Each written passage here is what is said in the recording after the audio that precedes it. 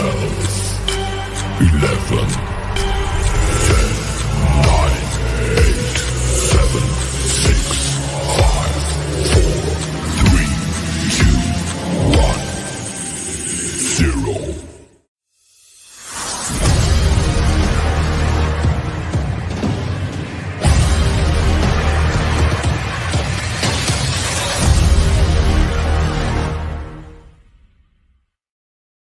What is up, everyone? Your lives have been changed forever because it is the first PCP end of the year anything goes crossover spectacular show. Right, like it says right down there, ladies and gentlemen. Welcome to the show. This is Or Sports Working Like Conduct, Just Too Sweet, Bibbidi Bobbidi Boo, whatever the hell. Should we play all the intros? intros? I mean, just like that. We can play like 3 seconds of each one, maybe. Actually, we're the only one with an intro, Just Too Sweet. No one else has an intro. Oh, the Unsportsmanlike, no? We'll play that. We can play them all if you want. We'll play a little 3 seconds of each. Anyway, I am Mr. Tabala. With me is Mello. With me is Anthony. We're here to talk some fucking sports. We're going to knock out our football picks of the week. Hockey, basketball, fucking tetherball, women's lacrosse, whatever. We will talk about it. Then we'll start crossing over, shooting shit, invite people on for the last show of the year, have some fun. Yeah, the boss is MIA because he does that sometimes because he's the boss. I guess he can do that. Do we even have that on here? Where's that video? Takes his vacation days. Yeah, his vacation days. Takes his hard-earned money. Where's that video? We don't have that video on here. I have to find the video now. Where's the Unsportsmanlike opening? I only see one with Stormtrooper in the corner. I don't know what's going on, ladies and gentlemen. Oh, Unsportsmanlike doesn't even come up on my thing. Terzio, welcome to the Anything Goes. You might even let you talk about the Mets in a few minutes, just because anything goes. He's always on vacation. That's why they pay him. That's why they pay him the big bucks. That's right.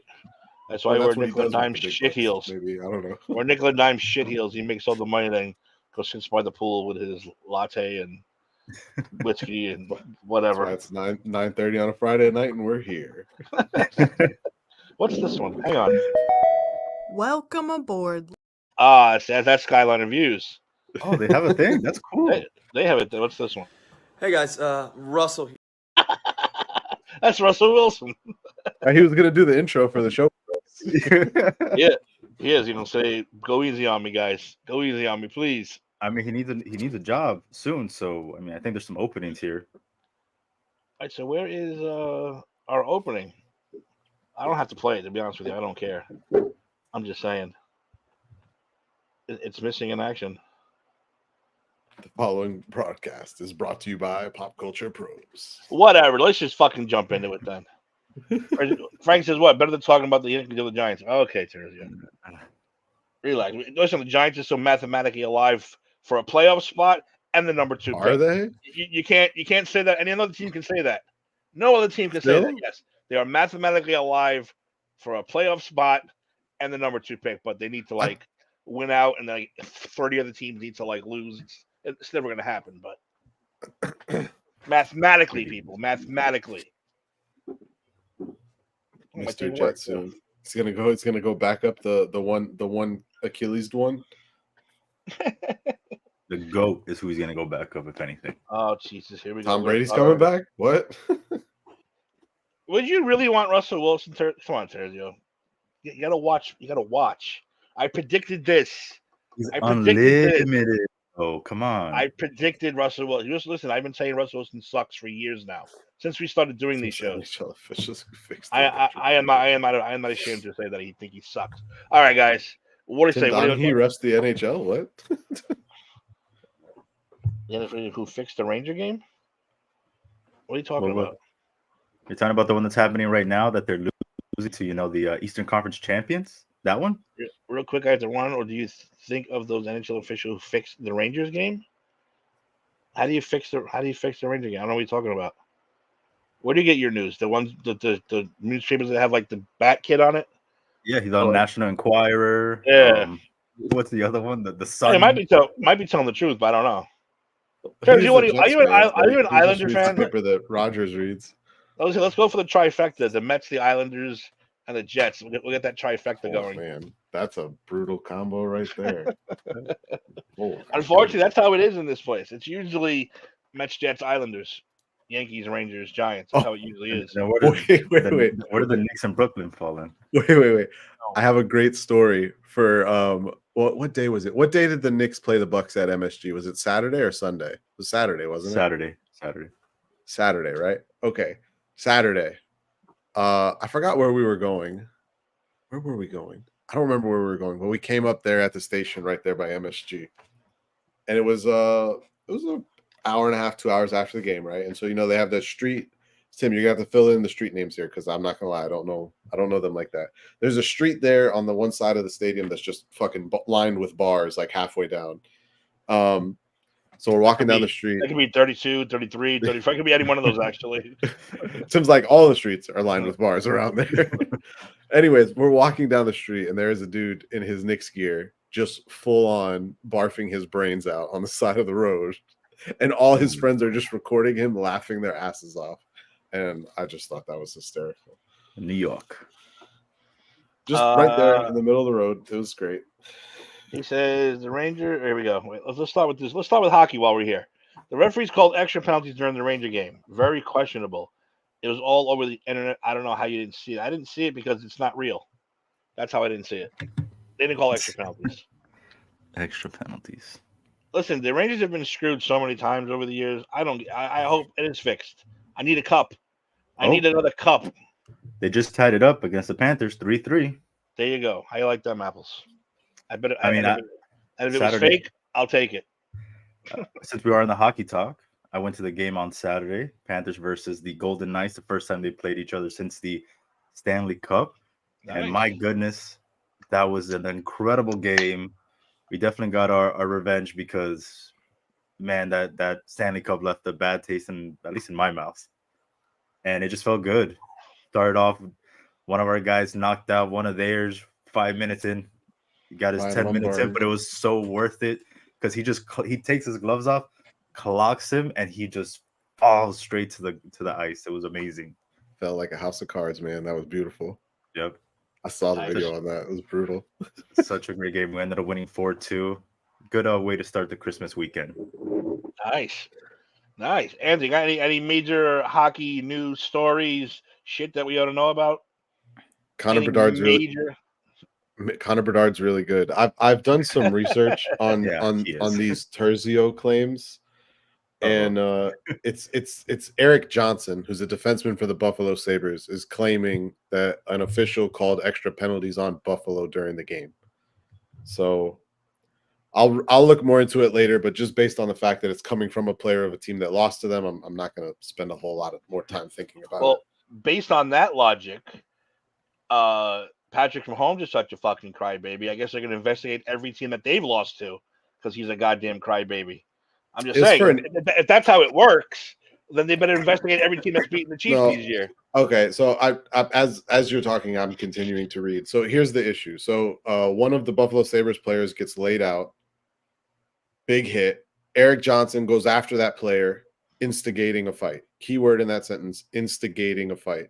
The NHL has cracked down on this since last season, that if there's a big hit on a player and then you, as the teammate of the player who took the hit, go and start a fight, that they give you an extra 2-minute penalty for instigating.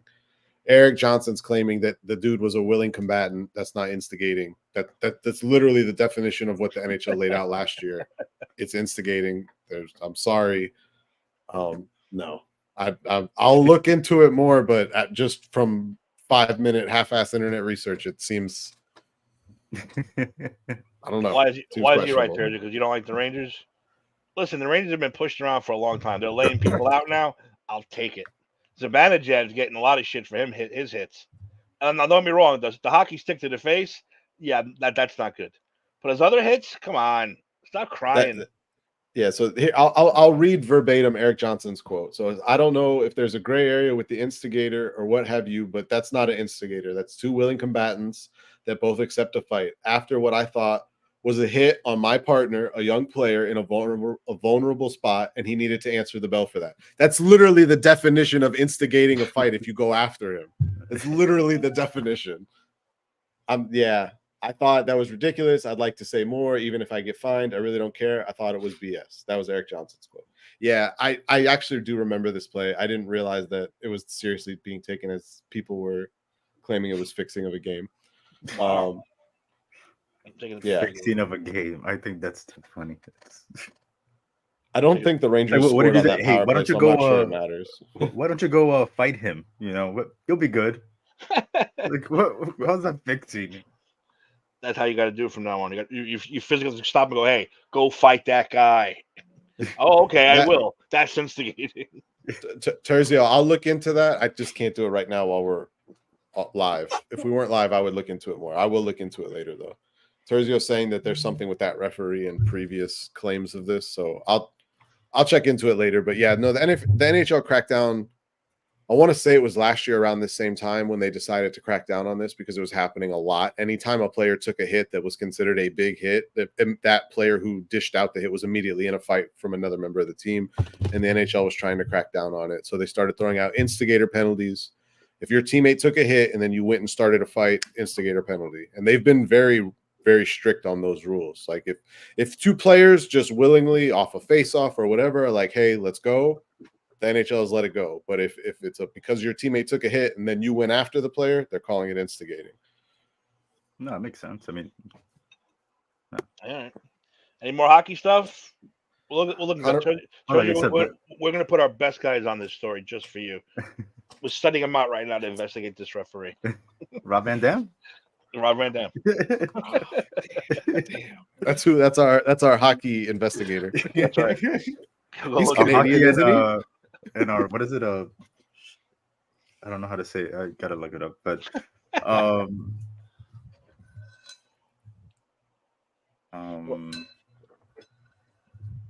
we're waiting. Our botanist. Sorry. Our PCP botanist. Jesus. I was like, biologist? No, that's not what it is. Botanist. Well, but yeah, Bedard is really good. I saw that goal he had the other day. I was like, holy crap.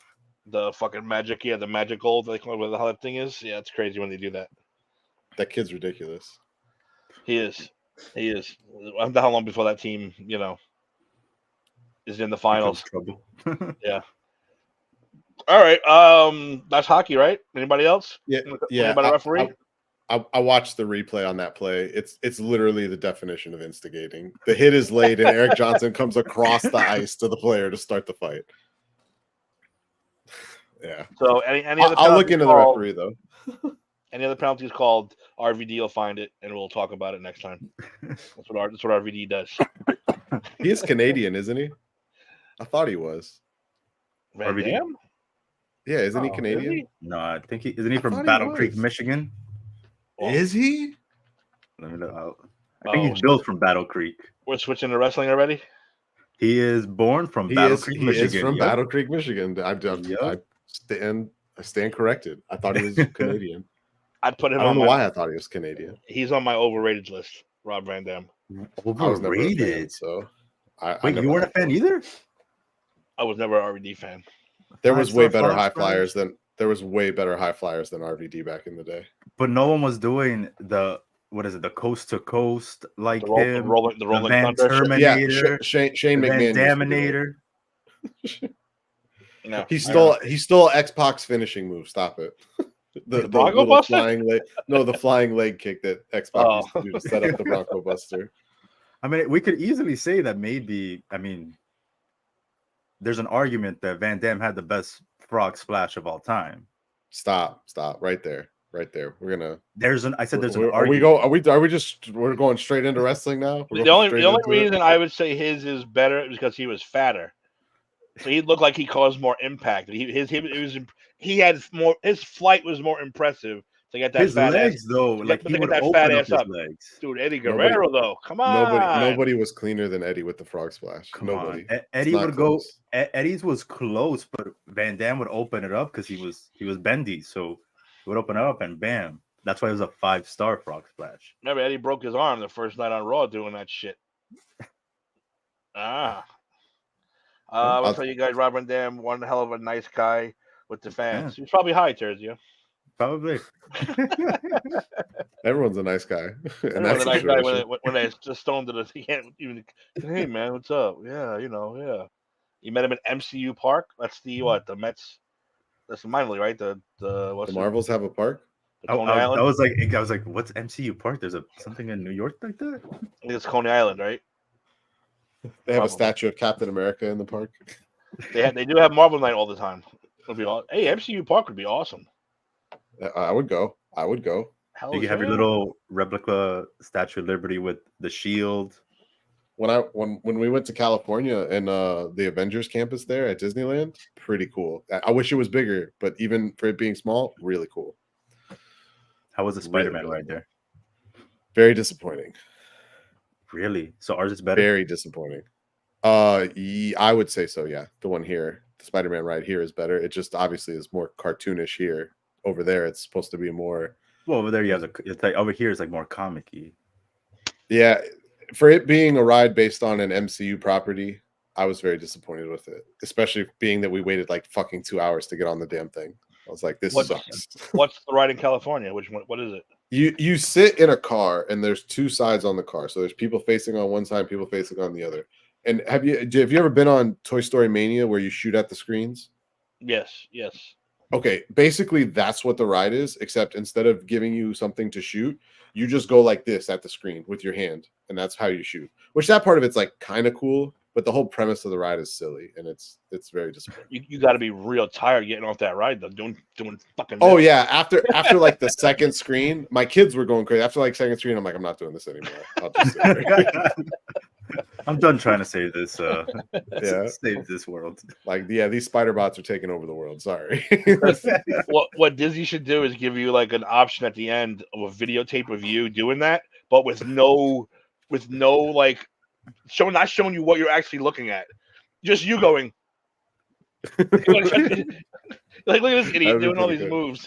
That would be pretty good. The kids you can show shoot up the screen, but you're just doing this. What the hell is that? Disappointing. The little Spider-Man show that they do out, which is on top of that building, which is they have it's like an animatronic Spider-Man that actually like flies through the air, and he flies like really far through the air. That's pretty cool. And then they do a Doctor Strange show, which we saw that one of the nights we were there, and I actually thought that was pretty cool too. And that's a smaller venue, probably only like 75 to 100 people in this little tiny area, and it's like a whole little Doctor Strange thing. That was pretty cool, I thought.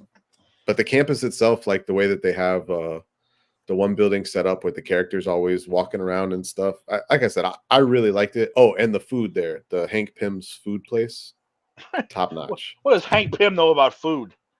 He makes so you go there and you either get like sliders, like little tiny burger sliders, or they have like a chicken sandwich, and the piece of chicken is like the size of like bigger than your fucking face. The food there was really good though. I was really happy with that. Did you get the Iron Man Infinity Gauntlet Cup? My daughter has it in her room. Yeah. Yes, I was like, that's dope. She has that, and then she has like the actual, like the big ones that are supposed to be like actual size gauntlets that like the fingers move and it lights up and stuff. She has both of those in there too. Like the Iron Man and the Thanos? She has the Thanos one, the gold one, and then she has the Iron Man one too, the red one. Nice. Yeah. Nice. Well, let's take the wrestling real quick because tomorrow we're not gonna do our show tomorrow. I'm assuming our pre-show for At World's End. You want to do a pre-show tomorrow? We can. I work until 2 o'clock, so it would have to be after that. So I don't know how you're looking at. Yeah, I don't know what I got going on tomorrow. I need to get out of the house tomorrow, so I don't know. Maybe. I mean, I saw the card and I'm a little disappointed with some of the stuff there. I'm like, why the hell is Brian Danielson in an 8-man tag? That's what they book. Why is he still wrestling? They book your best wrestlers into ridiculous matches. Yeah, but like I'm just always scared he's gonna hurt his neck and like die. Well, let's get. Well, he one of his last matches. What was it that he broke? He broke his orbital forearm, socket. right? No? Was it formal? Well, I know now he has is that real? I don't know about that. I didn't. I've been a little bit bad on watching Dynamite, so I don't know when that happened. But I know when he fought Okada, that was at the what is it? Oh, Forbidden Door. this guy landed on him and he broke his forearm, and he's just been constantly getting hurt since he's been there. It's because they're less wrestlers. They're going to take care of each other, as AZ would say. All right, but let's get this out of the way now. For the last couple of months, the Devil, MJF's character, who he invented, has been haunting him since he turned face. Who's the Devil? Let's put it this way. Which WWE cast-off is going to be the Devil? That's what I want to know. Because that's exactly who it's going to be. Well, there was rumors it was CM Punk. Unless it's Adam Cole, and this is where he turns. But I don't think they're going to do that because he's been hurt, so it doesn't make any sense to do it that way. Who's it going to be? Mustafa Ali, Dolph Ziggler. Who else has been let go lately? It wouldn't make sense for it to be Cole if he loses the belt. Because what Cole wants is the AEW Championship belt. He has to lose. Do you see what he's dealing with? I think I posted it. Let me see. You see what he's dealing with? No. He's so fucking beat up. I think I posted it in our chat. Talking about MJF? Yeah. I don't know. He's dealing with like so many injuries that he needs to take time off. He's like a walking corpse, basically. Well, his contract's up in like 2 days. No, I'm not worried about that, but I think he needs to really literally take like a month off to get healthy because he's in such bad shape. I think he'll take 3 months off and then make his WWE debut. I wonder at what show. They have no room for him now. Who are they gonna? Where could they possibly put him? They'll find a place for him. Yeah, they would, but I don't see it. He might be the best wrestler in the world. They'll find a place for him. Yeah, I don't think they're gonna be like, "Oh, sorry, we can't put you on the show today." Sorry, we're a little full. They have 2 nights right now.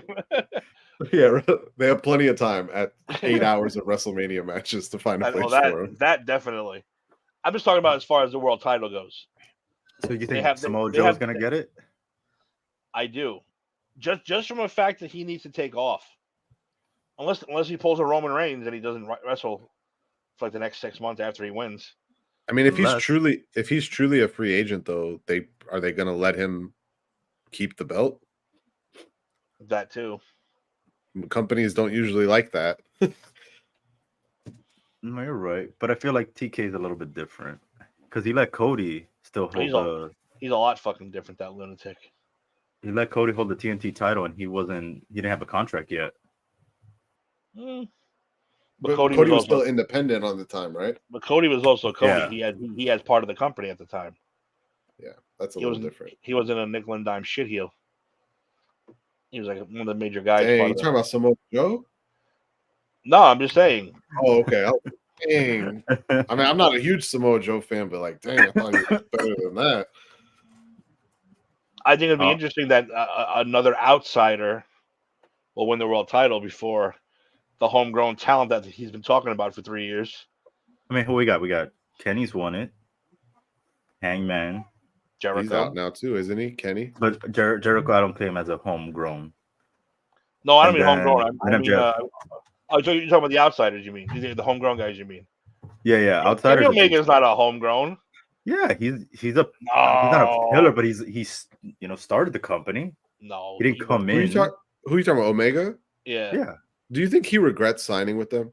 Like, seriously, just seeing how it's playing out for them now at this point in time. Like, do you think a star like him is like, damn, like maybe I should have just? I know, Dave. I know you're gonna say what you're gonna say, Dave. I was gonna say, if you based his career on just what he's done in AEW, then yes, I think he would definitely regret signing. But you do have to factor in what he did before that. But that's the problem. Like, he signed with AEW, and I don't think that's elevated his career in any type of way. And he went from like, I don't want to call like New Japan like a non like big company, because they're obviously still a big company, but they're not on the same level as like a WWE or what AEW hoped to be. And it doesn't feel like his career has elevated at all since he went there. Like, I almost feel like I heard and saw more Kenny Omega before he went to AEW than I do now, which doesn't make any sense to me. Well, it's also injury. You injured a lot.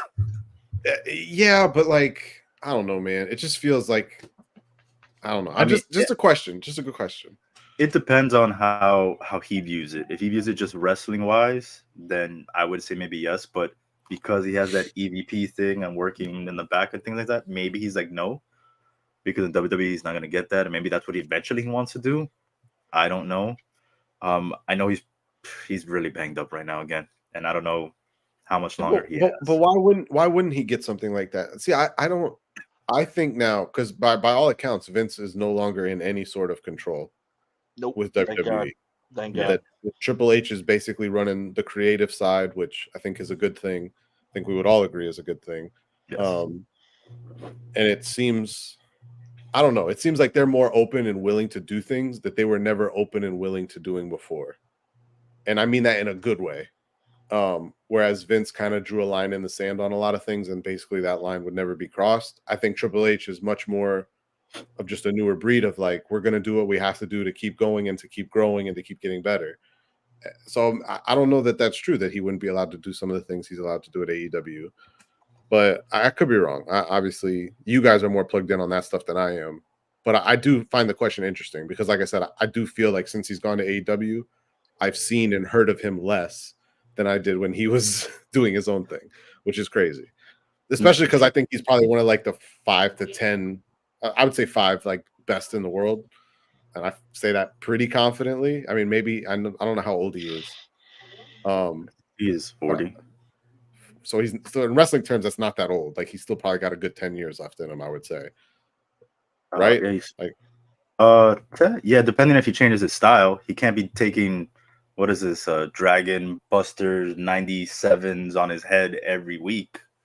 yeah. Yeah. Well, Well, and that's another thing with AEW. They don't seem like they're interested in wrestler safety as much as some of the other No, companies may be. no, not at all. They're like, hey, Tony, I'm gonna do a 460 splash off the roof onto a pile. Oh, do it. Sounds good. great. Let's do it. Sounds great. Let me make sure the camera angles are correct so we catch you dying live on TV. Yeah. No, it's yeah. Well, real quick though, MJF, torn labrum. That's what he has right now going into this match, and he is fighting. Torn labrum. His knee, one of his knees is shot. His hip was When you say dislocated. oh fuck. How It's did he swelling do down, that? and the brain. Yeah. His hip dislocated, but he finished the match. Oh Jesus. The shoulder injury came from the Fuck around the top off. rope by White. Surgery Finish would have the put him match. out. Surgery would have put him out for months, but instead he decided to keep going. So Here's the that's problem. probably I mean, the dude's in his 20s. 27. Take a think, right? fucking no. He's like 22, 23, isn't No, he? I think he's like No. 26. I thought he was younger than that. I think. Well, remember when he started, he's 27, and AEW's been around for what, 3-4 years? Yes, that's Yeah, what he's that's what I was 27. thinking. Yeah. He'll be 28 in March. He'll be 28 in March. Yeah. So when AEW started, he was probably I like, hope he loses and takes a nice little Brooklyn break. And when he comes back as a heel again. to SmackDown or Raw. Yeah, don't I really don't. I really care. think he's jumping ship. I know that. Like, I don't see I it. really Don't think he's see jumping it. ship. Tony Khan has to give What him is- everything. I'm telling you, he can't let him So, go. I know the Khan family has a lot of money, but rich people like that are only going to spend money on something that's not making them money for so long before they just cut bait. I'm Can you just imagine saying. that? Can you imagine weighing the options? It's like WWE, Jaguar season tickets. WWE, Jaguar season tickets. I don't know. Duval County, Bristol, Connecticut. Madison Square Garden, Macon, Georgia. I don't know. Let's find out. Macon, Georgia. 600 people watching me live, 20,000 people watching me live. Macon, I Georgia, don't by the way. know. Macon, Georgia is where Scott Hall made his debut on Nitro. Just want you to know that fact. That's why I threw that in there. Good piece of info right there. So yeah, so he's all fucking banged up, and like I said, for him being so young, I would not mind seeing him disappear for a little while and get healthy again. I want him to be around for a long ass time. He's Yeah. so good. He's so good. And he got cut out of the Iron Claw, which is disappointing. He I did. saw. You haven't seen it yet? I haven't seen it yet. No, I told you I'm not going to get a chance to go see that. My wife's He's in it, but it's just like a quick scene. There's no Oh, that's disappointing. there's no depth to that scene. You see him briefly. So That's disappointing. And if you don't know it's like if you don't know who MJF is, you don't know it's him.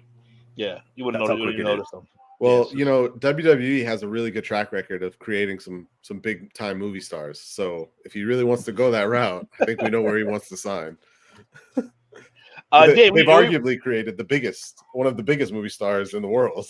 Hulk Hogan, Not who I was going to say, but sure. Bill Goldberg. Santa with Bill muscles. Bill Goldberg.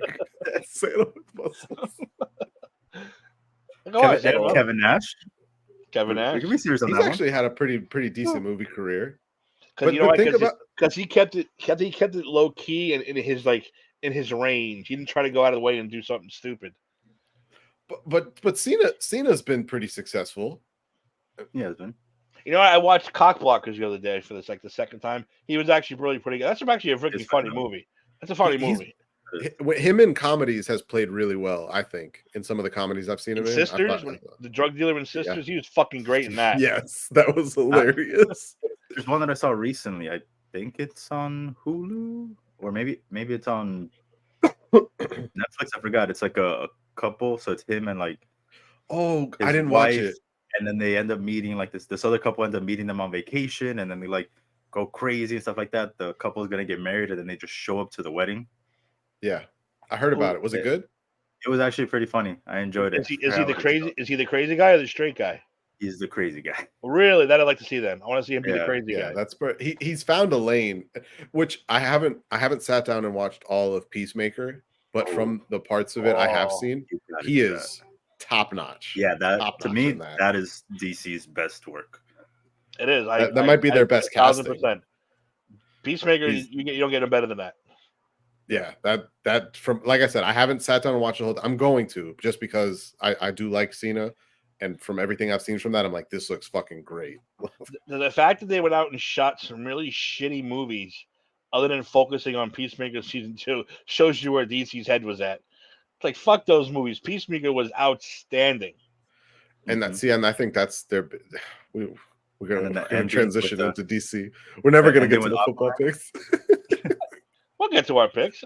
It's Eventually. it's the crossover spectacular. That's right. We don't have Steve to yell at us when we get off Anything topic. goes. I forgot. And we're only a half an hour in. It's not a big deal. Oh, we're great. We have plenty of time. we have man. 7 hours left that we usually do. We're good. We're good. We're trying to fill time here. But obviously, of course, when I talk about like biggest wrestling movie stars, though, you can't say it without The Rock. Like he's just All the right. amount of projects he's in and stuff like that. But no, if MJF really wants to go that route, though, if he really wants to get into movies, like, come on, it's not even a question. Tony Khan may have a lot of money, but WWE knows how to do this. I'm Yeah. sure January 1st, he's gonna get a phone call from Triple H. I'm sure he's already Yeah. gotten phone calls from Triple H. Maxwell. Are they able to tamper? I don't think those January contracts. 1st. As of So- January 1st, sure. I'm saying like Um, before. You can't those tamper in contract- wrestling? Those contracts aren't like pro athlete contracts because they're still technically recognized as independent contractors. So I'm pretty sure that they're still allowed to like talk and stuff like that. Okay. It's not like the NFL or anything like that. You Well, got to think 'cause every a lot of that is story- union based. Every story you hear about, like back in the day, it wasn't like. Maybe now it is, but if you look at like when Jericho jumped, he didn't tell WCW he was talking to Vince. They kept it quiet. Big Show, same thing. Undertaker quit, said he's retiring, and then went to Oh, Vince's I house saw and that signed. story. Yeah. I saw that story. That was in one of the documentaries. Which, Yeah. What documentary was that where he did the Undertaker? It The was Last Ride. fucking- That's right. Dude, that shit was was phenomenal. So good. great. So I good. am waiting for him to announce his one-man show to come here. I'm fucking gonna jump on that. Oh, I saw it the other day. We got to look at tour dates. Honestly, if it comes up there, I actually wouldn't mind coming up just to see that. Do it. We'll probably I've do heard it in it's great. the Beacon. Yes, finally get to see him fucking be a human being and talk and tell great stories. That's what I think is the coolest thing about his retirement is like him finally like really opening up about all this stuff. Because before it was always like secondhand and hearsay or what someone else said, and like now you're hearing it from him, and it's and so he's, and cool. he's So clapping back, which is even better. Because Oh, for yeah. years Hulk Hogan says he broke my neck. He broke my neck. Undertaker's like, Fuck dude, I outta didn't break here. his fucking neck. He wasn't anywhere close to the mat.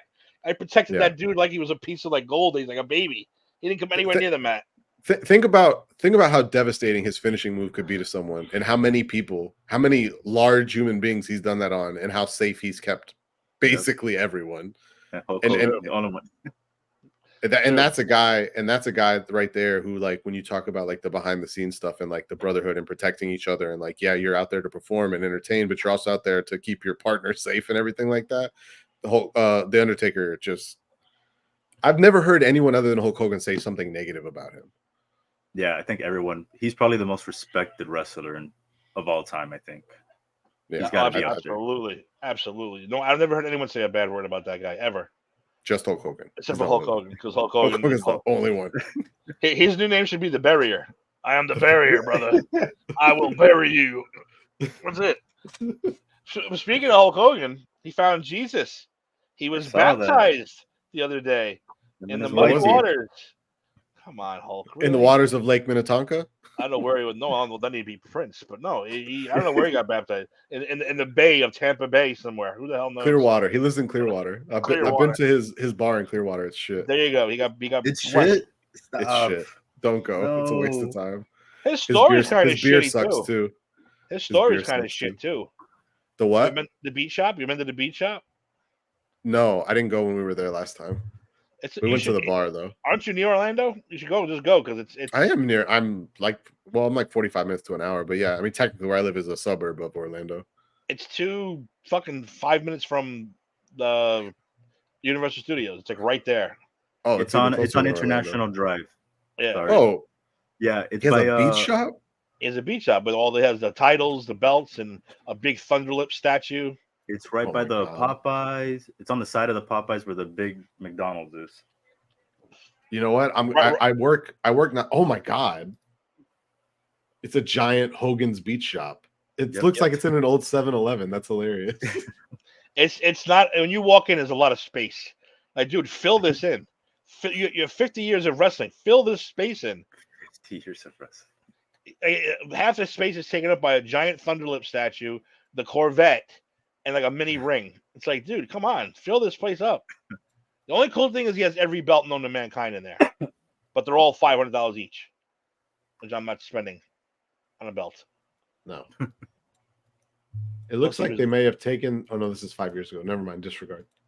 This is an old picture. Well, that's when I went. I went like 5 years ago. Oh, it looks like they took the Thunderlip statue out then. No, come on. Yeah, it looks like they took it out. I don't see it in here. Oh no, I lied. There it is. Sorry, I don't know how I missed that. Disregard. It's there. So now you got to go there now and get Statue intact. And so you can see there's actually a piece of shit place. Now that you mentioned it, it might have been at 7-Eleven. It 100% is. It 100% is an old 7-Eleven. Or I can see the Quick outside Mart. of this building. Yeah, Even it's better. 100% an old 7-Eleven that they just painted red and yellow.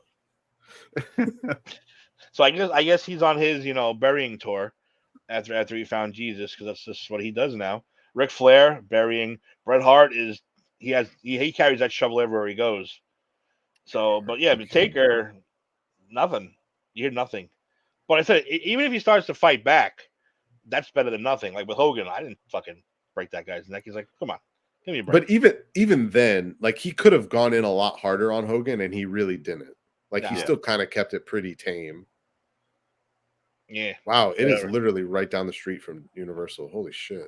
Yeah, because we stayed at Cabana Bay and we put in the GPS, and my wife was like, we could have walked. I was like, well, I'm Yeah, not walking across the International Drive, but you could have No, walked. don't fucking do that. Yeah, I was would've like, walked. yeah, could have You won't walked. be walking anymore after you do that. I could walk to Texas. Doesn't mean it's going to happen. That's what I would say. So yeah, I was I'm gonna disappointed run with by Hogan's there. Beach Shop. I actually passed by there on my way to the office. I might just do that next time I drive to the office. I'll just detour and go over there to see it. Go see the. Yeah, if you don't really look at it while you're driving down International Drive, you will never catch it. I mean, Just I've one of been by there like 100 times. I don't know how I've missed it. But if you're not paying attention, you're just like, all right, there's the Denny's, there's the Popeyes. That's why. Because he the say Taco Popeyes, Bell. Well, You're just McDonald's going is through. the same color scheme, right? The yellow arches, yellow Yeah. building. and then it blends with the Popeyes or the orange. It blends in with that. So you don't even notice it's there. It's actually only a few blocks away from the largest McDonald's in America, There you go. See? which also is the shittiest McDonald's in America. Do not go there ever. Don't bother. Don't It's they a have waste pizza of in that time. one too? It's terrible pizza. Don't go. Pizza. They have Yeah. pizza at that McDonald's. At Yeah, McDonald's? It's horrible. Yep, it's horrible. It's atrocious. Oh, I would never even attempt to try it. Just go buy you a Red Baron from the grocery store, throw it in your oven. You'll be way happier. Back in the day when they were like, Popeyes has chicken now. I was like, nope. No, not even gonna attempt it. McDonald's, I Popeyes mean, only McDonald's. has. Oh, No, I was I like, mean Popeyes McDonald's. only has chicken. Remember McDonald's has chicken now. I was like, no, it doesn't. I'm not trying it. Ever gonna try it. Did you hear they're finally bringing back the snack wrap next year? Yeah. Well, next year, 2025. Yeah, So the 2025. snack wrap's coming back. The Oh, all greatest right.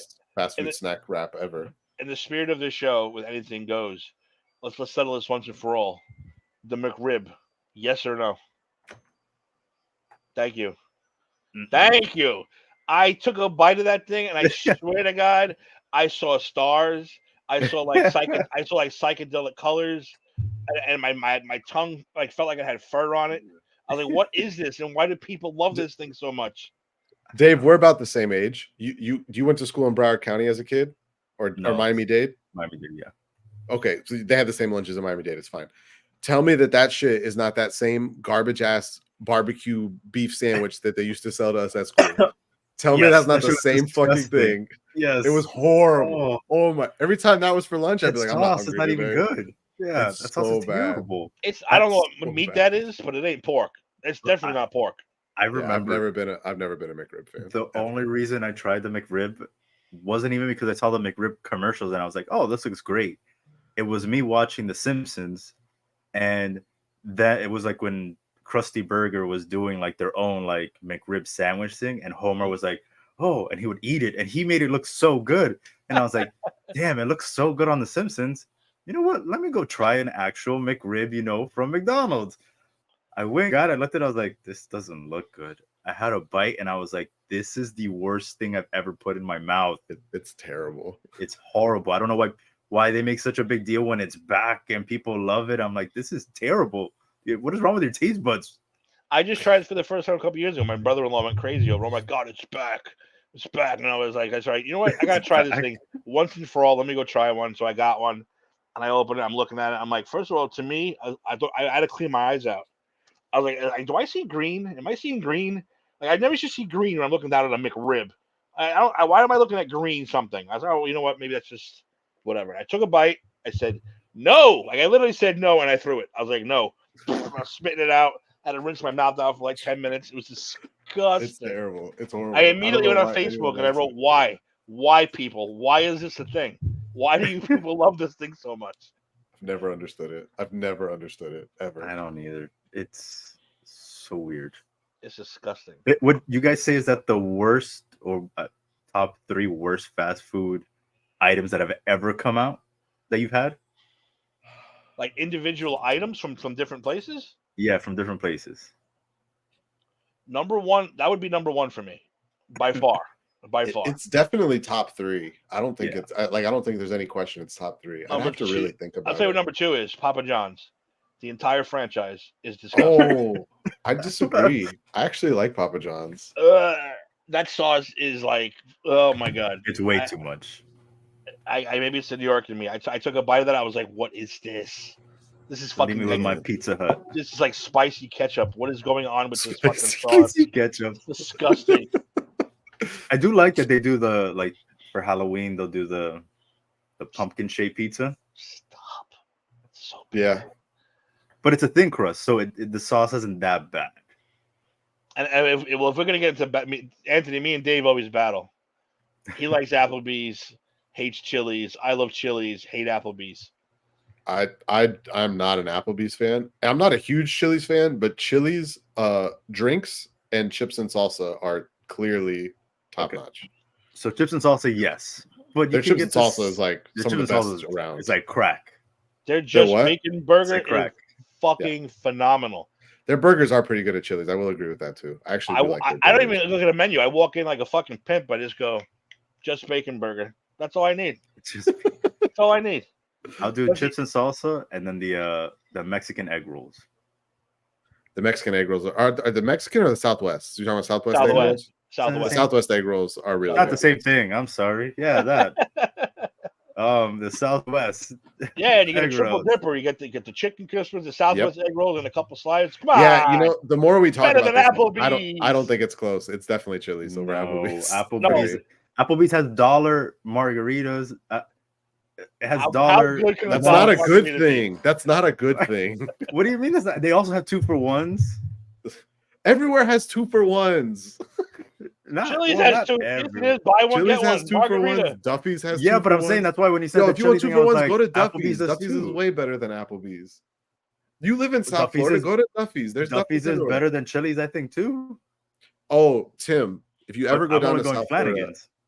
there. Thank you. I was just about to say that, Tim. That's if you ever it. go down to South Florida, you have to go to Flanagan's. You have to. It's What is it? anyone It who's is ever lived in deep. South Florida knows Flanagan's. It's Is it a great. chain or is it just a one In place? South Florida, yes, it is a Yes. chain. It's a South Florida staple. 100%.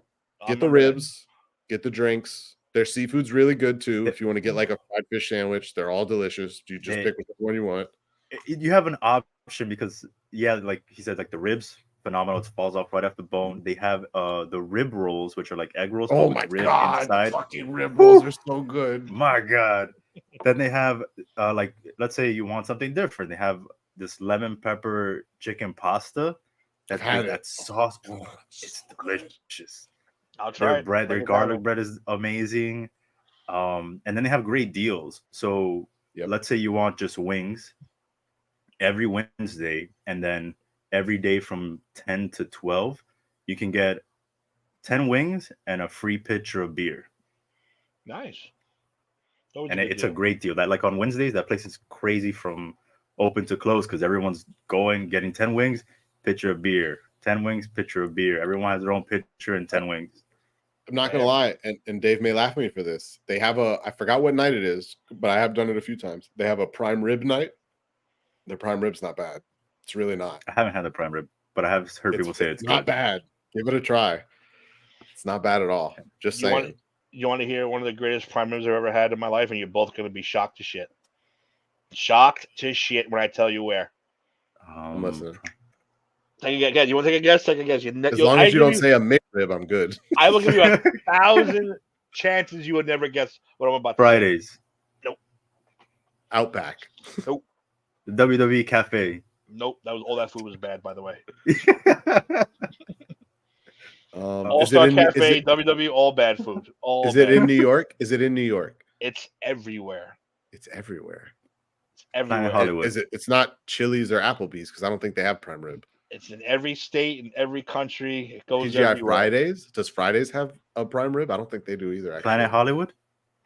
You're never gonna guess it. Hard Rock. Uh, There's Hard Rocks everywhere. there's Hard Rocks everywhere. I'll give you another hint. You're still not gonna get it. It's not even a restaurant. That's What? right. I just baffled the both of you. Yeah, now I have no idea. Yeah, you now actually you got gave me a hint, and I know less about it. Exactly. I did before. Yeah, it's like you gave us a hint and we gave up. We're like, It's no, like- that was a reverse hint. Exactly. That's why, because you never get it.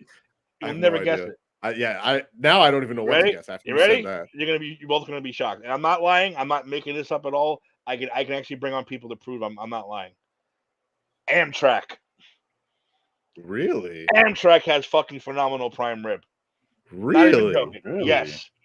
When we took On the train down- or at the station? on the train, when you pay for the sleeper rooms, Interesting. you get all the meals for free. I was like, all right, give me the prime rib. I'll try it. Holy shit, was this one of the best? And the cheesecake. Two of the best I've ever had of those two things on the fucking Amtrak train. That's saying something because you live I'm in telling New you right York. now. There's a lot of good cheesecake in New York. My friend Steve came down with us one year on the train. And he was like, Tim, that might have been the best fucking prime I've ever had in my life. I said, well, not the best in my life, but yeah, it's like top 5 best I've ever had. I'm shocked by that. Wow. I'm gonna have to jump on an Amtrak train just to try their prime rib now. But let me defend my Applebee's thing though. 2 different Applebee's, 2 different locations, 2 different areas. I got sick both times. So something's going on with their food that that does not agree with me. So I can tell you why I don't like Chili's. Because you're I- a fascist. No. True. No, because anytime I get anything meat related at Chili's, those mother effers don't know how to cook it. I can tell them, put it on for 5 seconds, and they still manage to burn the damn meat. It doesn't matter what I tell them. It's horrible. Are you talking about like you every get single beef, time. they overcook your beef? If you get like a steak or if you get like Like a a burger or steak something? or a burger, it's always so bad. They always overcook them you're like medium rare kind of guy. I tell them medium rare, and it still comes out like a charcoal, like a piece of a chancleta. But that's different than the food being bad. I mean, them not being able to cook is one thing. It is a Chili's. Like, I don't know, you don't go to Chili's expecting 5-star service, but I've never had that problem at Applebee's. Just saying. I've never had good food at Applebee's. So. Exactly. What they have a good pasta there that's on their like 2 for 22 menu. No, I'd rather do. lick the men's room at that Flanagan's place and eat at Applebee's ever again. You I know don't know if what you wanna do burger? You know what burger I used to go crazy for? Ruby Tuesdays. I don't know if they still have it. They used to have, what was it called? A triple prime burger, and it was like, God, I don't even remember what kind of ground beef. Like they had 3 special blends of ground beef that they would put in these burgers, and I loved them. I used to get them all the time whenever I go to, because I used to live by a Ruby Tuesday, so we would go there. Well, that was like a hangout too when I was like in high school and a little bit older. Easy place to go and drink and whatnot and whatever. But yeah, it's God, Ruby Tuesdays. Yeah, I used to love their burgers. That was a long time. I feel like there's barely any Ruby Tuesdays now. I haven't been to I've never one been in over 10 years. But if you really want to get crazy, I think Quiznos about 15 to 16, 17 years ago, before they changed ownership and started buying the cheap ass meats, when their meat quality was good, yes, it was pricey, but their subs were phenomenal back in the day. And then they changed owners, they went to shitty meat quality, and they've basically gone out of business since then. I haven't seen a Quiznos in years. They're only in gas stations now. That's like the only place you can find them. Yeah, just like I haven't seen a Blimpies in forever, and I used to love Blimpies. Never had a So here's a good question for you. Jersey Mike's or Jimmy John's? I haven't had Jimmy John's. I've had Jersey Mike's, so I'll go with Jersey Mike's. You never had Jimmy John's? Never had Jimmy John. I'm gonna go with Jersey Mike's too. Jersey Mike's run AC all the time, so that's all I know about that place. I'm gonna agree with both of you on the Jersey Mike's. I do like Jimmy John's, but if there's a Jersey Mike's option, I usually pick them because I think they're I always forget the fucking name of it, but they're Italian. But I got gold. Top notch. But I got gold. It's very good. It's very good. See, 52 minutes in, we've covered like 10 subjects. What's the big deal? No, we know what we're doing. We're fine. We're fine. We're fine. We got like 3 hours. We got 3 hours to go. What are you talking about? We need filler. You put the link in our chat. I think I put it everywhere, didn't I? Just us? Yeah. Oh, my bad. Let me go to Pop Culture Pros then. I put it in there. Yeah, Jersey Mike. And yeah, trying to think. All right, what about Timmy? So you said you haven't had Blimpies, which I'm surprised because I feel like the first time I had it was not in New York, but in Jersey. What about Sbarro's? Had it. You know what? That's pizza. the number 1 pizza in New York. It's not Michael Scott. That you never go to a pizza place. Like, look, you have your real pizza, then you have your greasy pizza. Like you want your. I'm in the mood for a Domino's or a Pizza Hut. Then there's no other one. Actually, let me tell you something again. I'm gonna go out on a fucking weird tangent. You're gonna be like, really? Good pizza for cheap? 7-Eleven. Good fucking pizza for that price. It's not bad. It's not bad for the price. I do agree with Tim. Yeah, you see that? You heard that someone screaming? Yeah, I don't know about that. 7-Eleven. Telling you right now, Dave, it's good. It's not terrible. I actually, for the price. You know what I'm a sucker for? $20 for a pie. I'd say, don't get that shit. Are you kidding? You know what I'm a sucker for at 7-Eleven is the fucking tornadoes, the little taquitos that they make there. I could fucking pound 100 of those things a day. And just you guys die are of a heart eating attack in 7-Eleven food just like nothing. I can't. I work on the road, so like You're eating Applebee's. I have. Tim brings up a very valid point there. Very valid point. Applebee's isn't cooking their stuff with heat lamps for the entire day. They have an oven. They just keep it in the heat lamp so you're ready to buy it. The oven's in the back. You can't see it. Yeah, the oven's there. Well, up here you can. It's like right. The 7-Eleven by me is so small. Everything's crammed into one space. Like, there's the oven next to the. just like I went to Wawa the other day and I was debating, do I really want to get food from a gas station? And then I was like, no, I don't. And I Well, what walked about away. You ever been to a Quick Check? You know, like Wawa No. sandwiches. See, Quick Check is I've up never here. had. Quick You've never Check had a Wawa sandwich, No. Dave? We just started do it getting one day. Wawas like a couple years ago down here. A couple years ago. It's been almost a decade, Dave. Stop it. Well, I mean in Miami. Okay, Miami- maybe that's right. I lived in Broward, It's so not. I It's can't. not. I can't speak It's on not that. a gas station. It's like a separate like thing entity. Like It's a Quick sub Check. shop that happens to sell gas. That's Up what here Wawa is Quick. We have Quick Check up here. Fucking outstanding sandwiches. Outstanding. And it's not like you're buying it from the guy who pumps your gas. It's a whole separate area where they have all food and And- drink.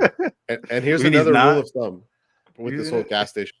If you walk into a gas station and they have an unadvertised food section where they are physically making the food on the spot, you have to try it. Because you will be, first of all, you will have some of the worst food you've ever had in your life, but you will also be surprised every now and then and get some phenomenal food from a gas station. There was a Mexican place in a gas station in Tennessee that used to sell these tacos, and holy fuck, dude, it's some of the best tacos I've ever had. They were so good. When I go to Quick Check in Jersey, I get the Italian double the meat. It's like $10, and it's like this goddamn big. It is the greatest It's two thing ever. meals. It's the It's two greatest thing meals. ever. And it's nice and hot. They make it nice and hot for you. Oh my god, so good. There's Proud, so many good food. proud So sponsor wait. of the New York Giants. Just so you know. Who gets off in a gas station in Jersey? You don't even pump your own gas. Tony Soprano does. Watch your It's a mouth. Quick Check. You got to go in there. You can get a shake and sodas and I don't cookies think and I've ever Tony been to a Quick Lotto. Check either. Every time I Oh. get taken to a gas station, I'm like, oh, you guys want me to do it? They're like, no, the guys over here are gonna come, and then I want 30. I'm like, Well, that's like a normal gas. I'm talking about like a Quick Check's like an experience. It's like a Quick Check sounds like Wawa. Like honestly, it is. sounds It's exactly like basically Wawa. the same thing. Basically the same thing. but then nothing's like Bucky's. Apparently. I've never been to a Buc-ee's, so I The haven't either. fuck is Buc-ee's? it's a Texas thing. It's a Walmart that's a gas station. That's essentially what it is. Apparently, yeah. Apparently, supposedly the bathrooms are the cleanest of all time, and then they have Oh. good food. Apparently, they have like a wall of beef jerky, and yeah, supposedly it's really good. I've never been, but Well- there's a lot of hype around it. Well, here we go. If we want to get back on the subs for a second, and unfortunately Tim won't be able to speak on this one. Public subs, Dave. Oh, I know man. Publix. Public subs. But have you ever What are had a you pub doing? sub? What are you doing? I know pubs. Okay. I know Publix, man. When I said when we go down there. Hello. Hi. When we used to go down there, to Disney. We used to go to Walmart and our Publix and load up on all our food and bring it back to the room so we had food for the week. I'll take Anthony down for a So second. I know all about Publix. Come on. But have you had a public sub? Is the question. I don't think I've had a pub sub. No, I don't think I have. Don't think I have. See, that's what we're saying. Let's. There we go. There you go. Sorry. A public sub, as Anthony could tell you, is worlds ahead of Subway, Jersey Mike. You would never go to a Subway ever again. Their chicken tender sub, where they take their freshly made chicken tenders and chop them up and put them on a sub for you. I'm ready. You I'm eat ready. it and you have to go take a nap, and your day is perfect after that. It doesn't matter what happens, your day is made. You had a Mhm. chicken tender pub sub, and you're just the happiest person alive. Yep. Or then let's I say may go there's get one something that's. tomorrow, actually. Let's say they're like me, for example. I like their lemon pepper chicken sub. So they have to go and slice the lemon pepper right there for you. Boom, they put it on. They thinly sliced. Oh man, it's so good. I'm in. I'm Pub- not pub gonna argue with you. subs. Pub Oh, subs I like are 'em. top notch. I guess also on the conversation of subs, how do you guys? I'm assuming you guys have chips. If you don't, okay. But if you do you put the chips inside of your sub, or do you leave it on there as like bite and then get a chip? Depends on the kind of chips and the kind of sub. If I get a Really? meatball Okay, sub, explain. I'm not putting. If I get a meatball sub, I'm not putting chips on a meatball sub. If I get Okay. an Italian sub and I have salt and vinegar chips, those motherfuckers are going straight into the sub, straight in there. It just depends on the sub and depends on the chips. If I don't have salt and vinegar, because salt and vinegar is my go-to chip, but if I don't have salt and vinegar, then I gotta improvise on the spot. Who knows? Could be a wild day. It Timmy, just depends. I don't do that stuff. What? This- I don't. but this I, is- don't I don't put chips on my subs. I don't put. Dave- I don't put anything that doesn't belong on my sandwiches. Dave, remember though, this is the same man who doesn't like eggs on his hamburgers. Oh, you're right. I didn't say I didn't like it. It's just not a normal thing to do. It's beyond normal. It's tremendous, and it should be a regular thing. It's not. Anytime the option, any place I go that sells a burger and they have the option to put an egg on it, I'm like, hell yeah, I want to throw a fried egg on my burger. No. I know what I'm about, son. I've tried it, but I know what I'm about too. It ain't about putting fucking chips on my sandwiches either, or an egg on my burger. No, I know a lot of people like to do that. Chips on their thing and French fries in their fucking McDonald's, and no, that's not The me. milk- Well, Milkshakes? my thing That is French shit's fries separate. in the Frosty at Wendy's. That's my Oh, thing. right, no, you're Well, I breaking the feel laws like of physics. with that, the Frosty at Wendy's is so thick. You have to. You can't suck it up like a McDonald's shake. You have to do something to scoop it out. And why not with the fry? So what about so Tim, you've never had like a PB&J and thrown some potato chips on there, add a little saltiness to your peanut butter and jelly? No, that's like violation against human. No, it's No not. way. It's not. Timmy. It's not. It's like Wait, it's so like good. cross. It's like like mad scientists crossbreeding animals. It doesn't make sense. It's not right. So wait, you've never done it though, or you have tried it and didn't like it?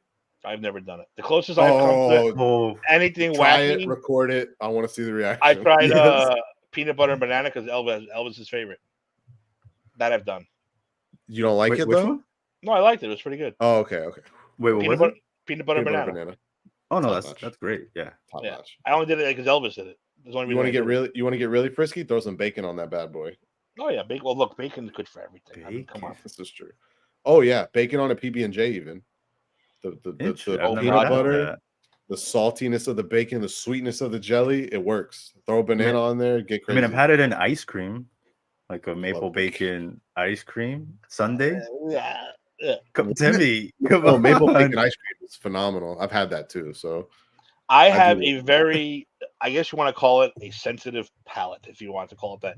Every like potato chips, give me regular, ridges, barbecue, maybe sour and cream if I'm feeling funky.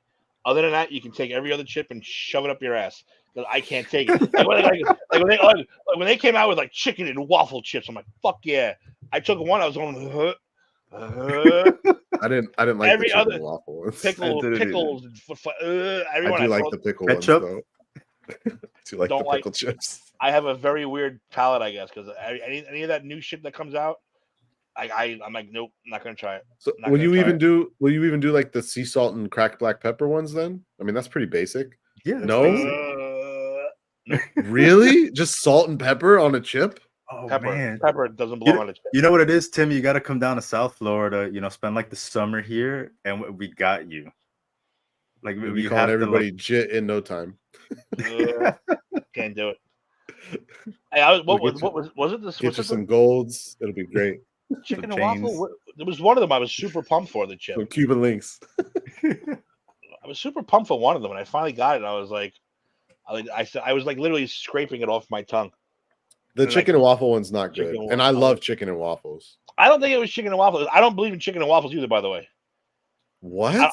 I don't Come believe. on, Tim. I don't You're believe in gonna- syrup. I don't believe in syrup touching my chicken. Keep them fucking separate. They don't belong together. What One's about breakfast, one's dinner. Keep them separate, people. Fucking mix it all up. Let's No, go. mix it up. what about when they put like the hot honey on the pizza? I don't like honey. Pizza. You don't putting like on honey? pizza? Everyone likes honey. Honey's disgusting. Honey is disgusting. I could do a drop of it if I'm sick, and I put it in like a tea, and I'll swallow that down. Oh, that's my favorite thing to do when I'm sick. I'll make hot toddies all day. Yeah, hot toddy is good, but when people like no honey on pizza, dude, Hot you're honey killing on me. pizza? It's not Yeah. bad. It's not bad, Tim. It's Yeah, it's like a new thing I keep seeing everywhere. Honey on pizza. Have you tried it? It's the hot honey though, not regular It's honey. hot- It's yeah, hot it's hot honey. What the fuck is hot honey? It's spicy honey. It's honey that's sweet and spicy. It's actually really good. It's a crime against nature. Speaking of stuff I put on sandwiches, Are there hot and spicy bees out there making hot and spicy? I don't fucking think so. I don't care. It tastes good. Listen. That's all I care about. These bees would be upset with what you're doing to their honey. They Hey, work you very know hard what? for their honey, and you're spicing it up to put on pizza. Come on, So I'm not saying it's like the greatest thing in the world. I'm just saying it's not bad. You should try it. But I'm a when it comes to food, dude, I will try anything at least once. Yep, same here. I don't care what it is. I don't care what it looks like. I'll try it once. No, but like I'll go to see the thing. I know. Believe me, I know I'm the weird one in this case. Like we'll go to breakfast. I'll get like the pancakes, bacon, eggs. You know, I tell the waitress, do not put the pancakes with the bacon and the eggs. I don't want the syrup touching my other shit. I don't want anywhere near my other shit. If I taste syrup on my eggs, I'm gonna throw the eggs at you. I don't want to fucking taste it. You could crush it all up in a bowl for me and put syrup on top of it, and I would eat the whole fucking thing. I don't care. Like what is the mashed potato, the famous bowls from KFC? Yep, just throw it all in one bowl. I'll eat it still. I don't care. Well, there's plenty of shit like that I'll eat that you guys would be like, oh god, no, can't do that. I don't know about that, man. I've got a pretty diverse palate. I love all sorts of foods. Yeah, like I said, I'll try something weird once, and then after that, I'll be like, okay, I decided I liked it or I didn't. Exactly. Yeah, try it once. That's the But rule. I'll always try it once. With that said, guys, I got something I pulled up here. Oh no! And we're gonna go through this, and you guys can give me the yay or nay. Oh Jesus! I like it. I'm down. Just because we talked about like weird flavors and all, so I was like, you know what? Let me look up what are the top 20 weirdest ice cream flavors. I'll probably say no to half of these at least. You might say no to all of them because I started. So wait, is it we would try it or that we would like eat it regularly? What's the criteria here? I'll give you both answers. I'll give you both answers. I guess you're right because you would try it regardless. But yeah, I'm trying it. It don't matter what flavor you throw out there. I'm probably going to try it. Well, that's good. That's good. Yeah, it's good to be that way. Unless you say dog shit or something like that. I'm like, no, I'm going to pass on that one. The first one might not be so far from it, but let's just go and let's just see how it rolls. So number 20 is horse meat ice cream. I'm not even close. Not even close. As soon as you said whore, I'm like out. I'm out. I would try it reluctantly. Here's the description. It has a distinct smoky taste that closely resembles a rich and tangy barbecue, coupled with a sweetness that creates an unusual balance. See, I would try it once. Ice cream. None of the words you just said belong on ice cream. But you don't like maple bacon ice cream, and that's like a really good ice cream. Bacon doesn't belong. First of all, you got two things I can't stand: maple and bacon. Don't put it in ice cream. Sweet and salty is a great flavor combination. But horse meat, it's a little bit. You wouldn't try it though, Dave. You would try it. I would have little Baskin Robbins spoons. Yeah, exactly. The little tiny spoon, taste it, and then that would be my final decision right there. It'd be like, yay or nay. That was good. I wouldn't even that was good. I don't want to ever eat it again, though. Thanks. You should probably not sell this anymore. It would have to be. You'd have to pay me like on a dare or something. Oh, no, then I would. Otherwise, I'd be just like, no. All right, 19. What's 19? 19. We have that was not where I expected us to start. By the way, how do you get worse than horse meat? I told you. I was like, I read it. I was like, I don't know how. You're not supposed to eat horses at all, and you're putting in fucking ice cream. Jesus. We got from A to B really in an odd way there. All right, 19. We have spaghetti and cheese. Nope. Ice cream. Nope. So is the spaghetti in the ice cream? So let's see what it says. It says spaghetti and cheese ice cream inspired by Italian-American cuisine pushes the boundaries of combining sweet and savory flavors. It uses real spaghetti and a cheese-based cream, resulting in a unique fusion of dinner and dessert. So that means the ice cream is not sweet though. If it's cheese-based, if it's a cheese-based cream, it's not going to be a naturally sweet ice cream. It's going to be more savory itself, depending on the cheese. I guess, and then with spaghetti. The noodles part would freak me out a little bit. Like going to dig into your ice cream and you just drag up a spaghetti noodle. That would be kind of awkward. I would still try it though. I wouldn't like. I don't know that would be a regular order though. And I mean, who knows though? That could be good. I've had a mascarpone ice cream. Well, it's an ice cream. It's in an ice cream cone. So you're. I don't even know how you would have spaghetti in a cone. I don't. Wait. So are they like putting spaghetti in the cone and then putting the ice cream on top of it? It doesn't show me a picture of it. It just shows me a picture of the lady slurping it. But then it says, if you've ever desired plate of spaghetti and cheese along with an ice cream cone, you're in luck. I'm gonna see if I can find a picture of it. All right, I'll move on to the next one. The next one, number 18, is wasabi ice cream. I'm not a big wasabi fan, so that's probably a no for me. Ooh, look, damn, we got you. But that's because I That's know 'cause you wasabi. know what wasabi Like, I tastes know like, yeah. wasabi. I don't like wasabi. Yeah, I mean, I like wasabi like on my sushi, but like I can't just fucking eat wasabi like that. I couldn't do that. Did you guys see how apparently I won't even wasabi? eat sushi. I won't even eat sushi, let alone You don't eat wasabi. sushi fucking either? Love sushi. Oh my god. Timmy. It's fucking cold eels. What the fuck do I want that? You don't eat So that don't shit. get eel, get Well, salmon, salmon. or tuna or a That's normal seal one. food. That's what seals eat at fucking SeaWorld. That's what you throw them to get them. And then you fucking throw at them. Crab? Throw sushi at them. Oh, I love crab. Yeah, there we go. Good. I yeah, love crab seafood, boil. just not with fucking rice and whatever the hell they do to that So shit. so normally crab salad. you're yeah, there you go.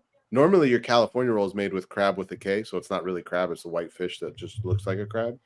When we went to California though, we went to it was like a ramen bar, but they had sushi too, and they had California rolls with real crab meat. No, I love Phenomenal seafood. stuff, dude. Crab, lobster, I'll eat all that shit. Oh, I love It's not seafood too. sushi. I love sushi. Oh my god. Sushi too. There used to be some really good all-you-can-eat sushi buffets back in South Florida back in the day that you'd go spend like $20 and fucking eat like 30 pounds of sushi. Oh my god. There's more that keep popping up now. Like the all you can eat. Are they? I thought I I had put them all out of business as a teenager. I guess No, not. you gotta come back and try some of these. I'd be more than happy to. I'd be more than happy to. It'd be the happiest money I've ever spent. Out in Long Island, there was a place, all you could eat lobster. And these Oh. people saw me and my in-laws roll up in there one day. I don't think they ever did it again. Ever. I mean, we're talking fucking my brother-in-law, Jeremiah, ate double digit lobster. Not to mention the other 75 items they had. All my brother-in-laws had double digits lobsters. I'm just like, dude, give me like 3 of them, but I'm gonna sponsor the chicken and all the other shit they had there. No, put them out of business. Dave, you ever go up to Broward? You ever go to Pines Ice Arena? I have been up there. So you ever been to JP Mulligan's, the bar in the sports bar in there where they have food and stuff? No, I was too young. The last time I went up to Pines Arena. Okay. I was too young. God, so it's been a while. Yeah. So JP Mulligan's, when I was a kid and we lived in Cooper City, JP Mulligan's used to do all you can eat crab leg nights. And me, my stepdad, and it was only 3 of my 4 stepbrothers would go in there and we would eat an ungodly amount of crab legs. I'm talking like 12, 15 pounds of crab legs each. Like just fucking devour crab legs. It was great though. That was a long time ago though. Oh, I love doing that. Speaking of obscene amounts of food, I once ate 105. I ate over 100 wings in a wing eating contest one time. 100? I could Yeah, do that. 100.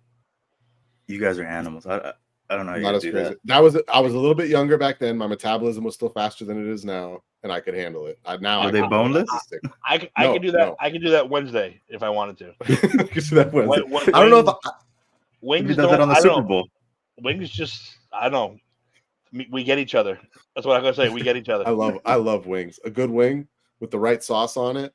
The last You time I can went, pick I us up ranch. knocked out 40. Oh, Shut up, okay, ranch. I knocked out 40 of them. He said, "Shut up, Ranch." Ranch is good. No, it's I not don't- on I don't wings. do It's it. not. That's a crime. It is not a crime. Blue cheese. Oh, blue cheese. Blue cheese is I'm right just now. whatever sauce comes on them. I don't dip them in anything. Just the No, sauce but- that comes on them. I did 40 the last time I was there, and I could have kept going, but I was like, I think people are looking at me. Like, look at that fat guy. I was like, but I could easily do like 10 more, then 10 more, then 10 more. I remember as a kid when we lived in the Tampa area, there was a sports bar that used to do quarter wing nights. Dude, we used to go in there and clean up some wings too. Eat like Well- 30, 40 wings a piece in there on quarter wing nights and spend like fucking $12. It was amazing. It is amazing. Yeah, now you can't buy a dozen wings for less than like $35 now. So Well, I go on 50-cent wing night. 50-cent wing night. That's why. where I will go there. I don't care where it is. That's the On cheapest what? thing I've ever heard of. Come up on a Wednesday next time. Where in Brooklyn? No, in Queens by me. In Queens, that's right. Queens. I'm gonna go Wednesday, and I'm gonna show you guys. I'll knock out 50 like it was nothing. What kind of flavors they got though? That's all important. kinds, all kinds. Can I get a spicy garlic? Yes. Oh, wait. Can I? So do you order the wings in batches? Like you go like 5, 10 at a time? You can do like, can I have 10 medium, 10, whatever Oh my! intended for. I would be in fucking heaven. Oh my god! Do I'm they gonna have go. lemon pepper? Yeah. Do they? I'll check right now. I'm Is gonna it go a Wednesday. wet lemon pepper or a dry lemon pepper? Because there's a big difference. I like dry. I'm gonna look. I it like up the right wet lemon pepper better. Well, I mean, don't get me wrong. I will eat either one, but yeah, they're keep both going good, with but I ice cream prefer the peppers. dry. No. So I was going back to the wings. I had Good. told Timmy and Steve this past year. So Tap 42 for the Super Bowl, they do this deal that for, I think it's, what did I tell you, Tim? It was like $30. You get for the entire Super Bowl unlimited or all you can eat wings and beer. That's awesome. Where is this? Tap 42. Where's that? So down here we have one in Doral. We have there's some in Broward. Oh wow, these look nice. These Tap 42s. Yeah, and I really think it's like $30 and it's unlimited wings and beer for the entire Super Bowl. It reminds me of like a Bar Louie. You ever been to Bar Louie? Yeah, it's something similar to that. What the fuck is that? What is this concoction here? It's like a grilled cheese with a fried egg. What is this? They have really good food. The food looks great. And then their brunch is also really good. Isn't there one like down the street from the stadium? From for the Marlins play? Because it looks mad familiar as I'm sitting here looking at pictures of it. I don't know that I've been there, but I could have sworn there's one like close by the stadium. I don't know if there is. Are those sweet potato fries? Because there's one in the there's in the Gables, which I guess isn't too far from the stadium. It's not too close either, though. It is sweet potato fries. They're good. I love a good sweet potato fry. Yeah, sweet potatoes are the craziest thing ever because you can eat them as a sweet, like as a sweet dish, or you can eat them as a savory dish, and they're good either way. But they have to make it good because there's some sweet potato fries I've had that I'm like, yeah, that they're really bad. I agree with that. All right, so I'll jump. Tim, I think you're muted. Yeah. Hello. Yeah, there you are. Okay. Mild teriyaki, garlic urban cheese, sweet spice rub, medium crack sauce. I don't know if that's real crack up here. You never know. Spicy barbecue, blazing bacon, chipotle, and hot. Soul-free sauce, ghost pepper, scorpion pepper, and buffalo ranch. Those are the flavors you can get on Wednesday. No lemon pepper, but the rest, some of those flavors did sound really good though. So I will go Wednesday, and I will knock out 50. And 50-cent wings. Yes, 50-cent wings, dude. So you know how much wings cost at the grocery store right now? Oh yeah, that's what I'm saying. A ridiculous amount. You got, but you got to buy two drinks, which is not a big deal. Buy 2 fucking drinks. So I have to have a normal meal. Got it. Yeah. You got to pay for 2 drinks. Okay. Don't twist my arm. I'm good. Oh no, not 2 drinks. What if I want 4? Are they a quarter? I showed up late. I knocked out my wings, and my brother-in-law was still there and they had their wings left over. I was like, "You gonna eat those wings? I'll eat those wings. I'm gonna eat those wings." And I eat their fucking wings too. Wings and me go together. I love wings. I love wings. Dave, give us another ice cream flavor that I'm not gonna eat. All right. So you guys did mention this. Timmy, you in particular said that you ate a lot of this one time that you ran a business out. Ice cream number 17 is lobster. I mean, yeah, I would try ice cream. Listen to this. Buttery vanilla ice cream is loaded with chunks of cooked lobster meat. God damn it. Buttery vanilla. That actually doesn't sound bad. It has a sweet and salty type of flavor. It can be made at home. I'm a sucker for like sweet and salty things. I could see myself actually really liking that one. Timmy, you like lobster? You like ice cream? Fuse? No? Not this one either? Just bring them together. Nope. I believe in food segregation. I'm from the South. Food segregation. Oh man. All right, next. Oh, this next one. I don't know how I feel about this one. Ice cream number 16 is garlic. No. I mean, Yeah, I'm gonna try it. That doesn't sound like a good combination though. Garlic and sweet. I don't know. I'm not sold on that one. Yeah, it says this surprising combination of the strong aromatic garlic and the sweet creamy base creates a flavor that people can't get enough of. Where? Where is this ice cream? Yeah. So it says here, experience a different kind of adventure with garlic ice cream from California's annual Garlic Festival. I get mad Yeah, when with fucking California. Baskin Robbins has a bad flavor of the month. Like, I'm gonna get garlic on my ice cream. Oh, good. Has Baskin Robbins had a bad flavor of the month though? Like honestly, They have. They've had bad ones. like what though? Oh, see, I don't drink coffee. I hate coffee. So anything mocha, I don't like. I love coffee ice cream. I hate coffee. Tim, do you like pistachio ice cream? Yes. I love pistachio ice cream too. I like mint chocolate chip. I like most ice creams. Mint chocolate chip. There's not Mint many ice chocolate creams I don't like. Yeah, but no, I don't like coffee. I don't drink it. So mocha, anything mocha, I'm not eating. I'm not a So big Tim- caramel fan, but I love caramel ice cream. I think it's delicious. Oh, caramel dulce de leche. That I do like though, which is weird because I'm not big on caramel, but I love dulce de leche. It's delicious. Timmy, I'm getting comments on the side here that Yeah, you need to be a little bit more adventurous, and that someone said Timmy is an old lady. That's fine. Whoa. I'll take it. I'll take it. I'll take it. I'm fine. All right, next one, guys. See, this one is another one that I would try, but I don't think I would have this one. Ice cream number 15 is Ghost Pepper. I can't. That's too hot. Like that one, I would say no to. Another one, damn. It says this Well, ice it's cream because of the starts off spice. It's sweet. because of the spice. If it wasn't It says that it's- spicy, It says it starts off sweet and creamy, but then delivers an explosion hit of heat that will surely keep you on your toes. yeah. I mean, I like spicy stuff, but there's like a certain borderline. And ghost pepper to me is okay. I like spicy stuff if it tastes good. Like I like jerk chicken because jerk chicken is spicy, but it has like a ton of flavor to it. You know, like or like some of the spicy Indian dishes. Like they're spicy, but they just have like a fucking bunch of flavors that come at you, and I like that. But like ghost pepper, I think it's just hot. Like I can't do that. That's my Indian food face. Ready? Oh, you don't like Indian food? Oh my God, no. Really? Curry, and that this is Oh, not, I even- love no, curry. no, this is not an exaggeration. Curry makes me physically ill. Oh my god! If I get a bad whiff of it, I will throw up. I will throw up. Really? I Dave, what about you? despise curry. What? Well, for one, the ghost pepper ice cream, and then for two, the curry. So, I've never had Indian food. Good for you. What? Stick Yeah, to I've that. never had Indian. I've never. You I'm live- not you- opposed to trying it, but I have never had it.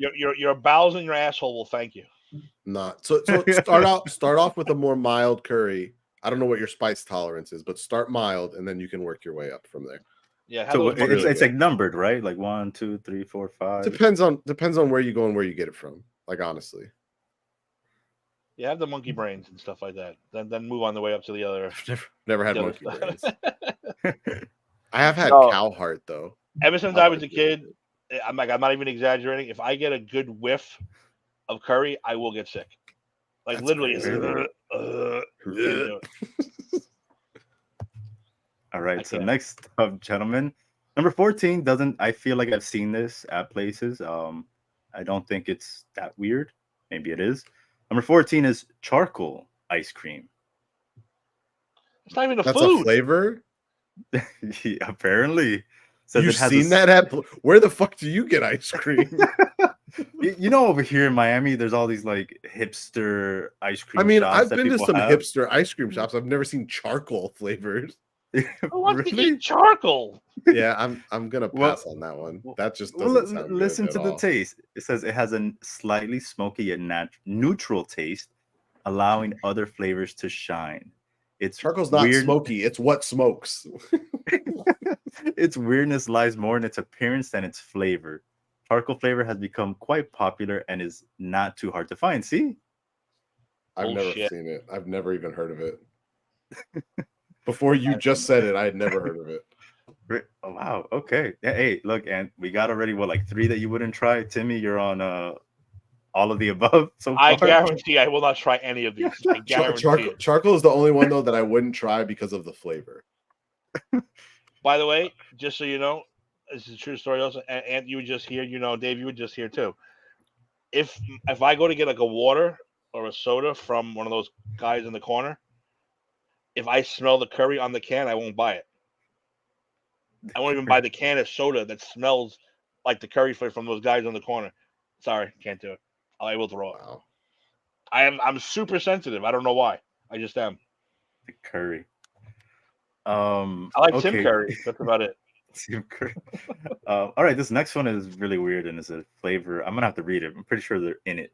But number 13 is cicada. Get the fuck out of here. What's a cicada? It's a fucking giant bug. The bug? Yes. So it says for the adventurous eaters, there's cicada ice cream.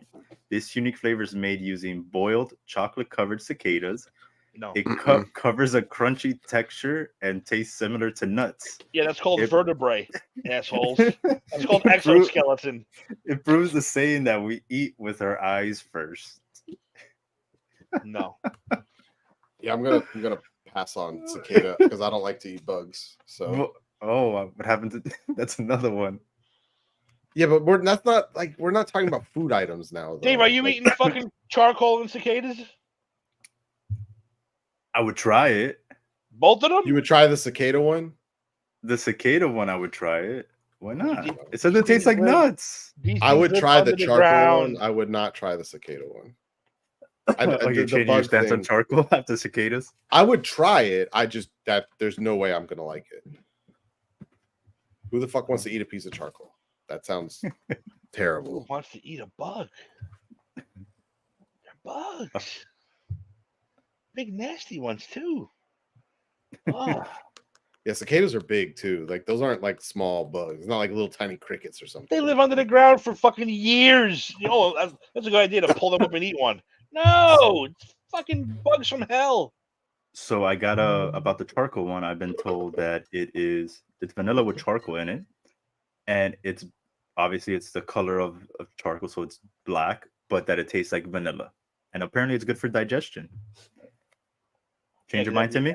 After you eat Like, it, you I would throw try. up. I would try it, but I don't have high expectations. Like, for if you it. eat it, you throw up and you shit yourself. That's what they're basically saying. It's gonna be clears Cleans you you out. right out. Clears you out. You're good. Well, after that I might try it in case I need a good clearing. All right, next up we have a flavor that is the best, I guess, dipping sauce. No, not blue Ranch? cheese. It is ranch dressing. ranch ice cream. Nope. Not a big ranch fan. I would try it, but again, I'm just not going in with high expectations there. How do you guys not like ranch? It's so good. I like ranch, just not with. I like a chicken bacon ranch sandwich. I don't like it It's on not, my it's wings. not that I don't like it. I just don't like actively put it on things. What about ranch on your pizza? Nope.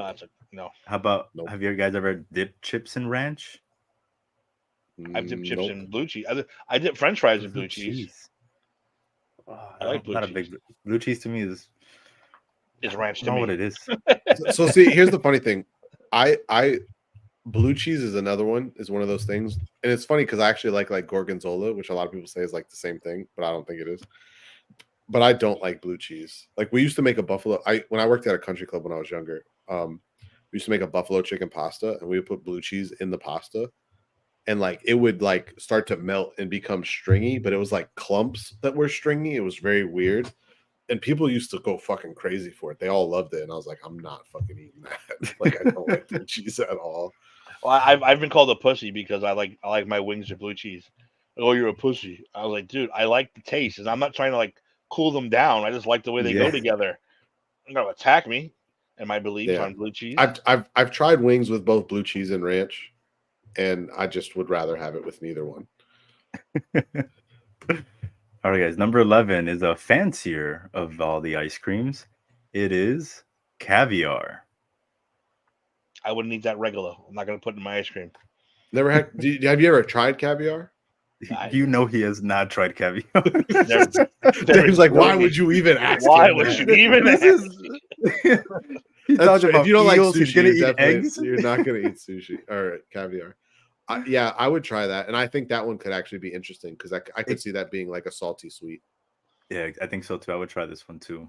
Caviar is really good. Have you ever had? I've seen this now also on TikTok. I guess this is just for Anthony and Tim. You could chime in here if maybe this appeals more of the eggs to you. People do like the whole instead of putting the little bread, they've been doing like Doritos now Yes. to put the caviar in, and apparently good. it's good. really really good. I've tried it. I've tried you it have? like that. It's delicious. It's delicious. God. Nobody puts Timmy in the corner. That's right, Link. That's right. Oh, that sounds gross. You Wait, wouldn't his name put it- is Link. Yes. Okay, okay, cool. Keep going. no. Oh, number 10. I would not try. We're halfway there, and I think Anthony, you're like 6 out of 4. Timmy, you're 0 for 10. I'm gonna be. We haven't over gotten your 20 right answers on these. I would try all of them, except for the wasabi. I wouldn't want to try, and probably the spaghetti and cheese one. I think I'll pass on that one. All right, but number 10, I'm going to tell you right now, I would not try this one. It is tomato ice cream. Yep, I would try it. Don't have not high expectations, but I would try it. I'm not big on tomato, like actual tomatoes. I do not like tomatoes. Get those off my sandwiches, my burgers. Finally, we Salads. agree on something. Yeah, I leave that on. fucking hate tomatoes. Yes. I like tomatoes in situations like if we're talking about a tomato that's not in something, because obviously like ketchup, marinara sauce, Yeah, that's different. things like that's different. But like tomatoes by themselves, I'm not a big fan of tomatoes unless it is something spicy, and I like the tomato to kind of mellow it out. But but I would try the ice cream. I'm not high expectations, but I would. The only time I will allow a tomato to enter my mouth is if it's like the small diced up ones, like in a taco or a burrito. And you can't pick or every single pico. one. You can't- In some pico. I don't like pico either. You can pick out little things. If you can't pick it out, I could probably swallow it a little bit. I'd rather eat avocado ice cream on top of it. I'd rather eat. That's great. Oh man. I'm going for the big offer on these ice creams, definitely. Let's see. Maybe you change your mind on this one. Ice cream number 9 is a ballpark food. Hot dog ice cream. Hot dog, hot diggity dog. Doesn't belong together. Crime. So are they is there pieces of hot dog in it? Or are they just using like the hot dog water to flavor the ice cream? I'll read the description for you, fellas. It says filled with bits of onion and usually a mustard topper. This can be your hot dog sundae.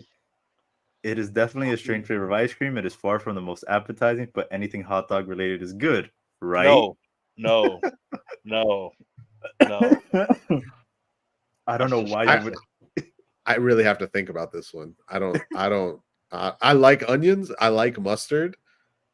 I like them on hot dogs even. I don't know about that one. Because see, here's what I'm afraid of. I'm afraid that they're using hot dog water to flavor the ice cream. And in that scenario, I'm probably going to be out. If they were flavoring it with like actual hot dog, like I might be like, I'll try it. But like with hot dog water, like, nah, I'm not doing that. Yeah, the hot dog I'd water rather does eat the not ass taste out like of a hot dog. skunk. No, dude, hot dog water is like the grossest thing ever. All right, so next up, we got, oh man, some of the things we're talking about keep coming back up. Ice cream number 8 is curry ice cream. Yep, try it 100%. I mean, You already know me. I think I might like that one. I'm already throwing up in my head. Dave, you gonna try it? Never had curry before. Exactly. I would try because since I've never had curry, I would be like, yeah, sure. I'm not opposed to trying curry ice cream. Let's see. I can't even take the smell. I Oh, love curry. I love it. It's so good. all right. that shit comes out your pores after you eat it. You sweat curry for like a week after you. It tastes so good. It Ugh. tastes- with some naan and you dip it up and scoop up the sauce. Oh my god. I'd probably take a spoonful of fucking rat poison before I try that. Jesus, that's brutal. Ugh. My Ugh. goodness, Timmy. Well, one might kill me, okay, the other so one this- will make me suffer. So Oh my god. So this next one, gentlemen, I do not know how to pronounce that well, and I'm gonna embarrass myself. I know already. It is foie gras ice cream. Oh, foie gras. It's yeah, so I said it right. Tim. Yeah, Tim. Do you know what foie gras is? Okay, so it's a special way that the French feed these ducks that basically fattens them up and gives them a really fatty liver, and the foie gras is essentially their liver. You lost me at French. Out. Oh, French food is really good, Tim. It is not. Anthony, stop now. Tim, Stop. Timmy, Tim, you don't like crepes? escargot?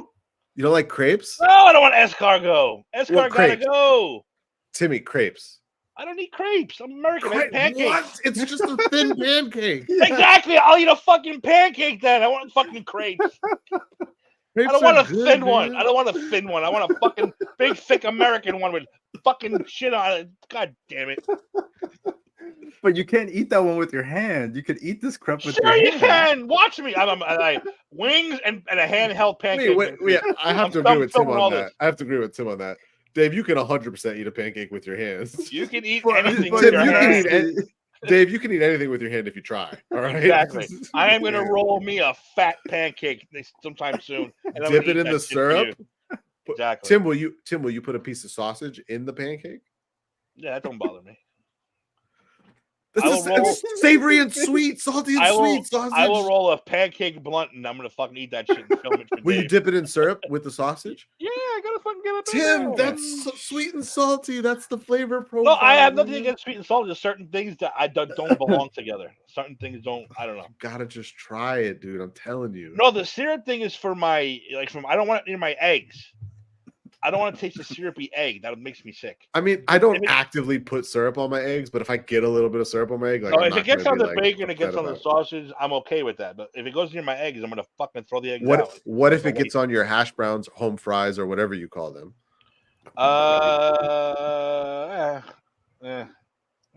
guess whatever. Okay. I mean, I'll- again, I don't actively put it on there, but if it gets Sometimes on it there, might, I'm still you gonna know. eat it. I'm rolling a fat pancake for Dave's this week. So Dave, what you've are we- never eaten a pancake with your hands? Can't eat it with your hands. Come on. I mean, you're not supposed to. You're not supposed to eat half the food we eat with our hands with Ah. your hands. You still do it. I mean, Dude, I'm 48. sure. I'm not supposed to eat any of these stuff. So where do we land on the foie gras? Would It's you try French- it? It's French. Tim's It's out. Dutch. Tim's out. I'm out. Dave, are you in? I'm in. I could see you try it.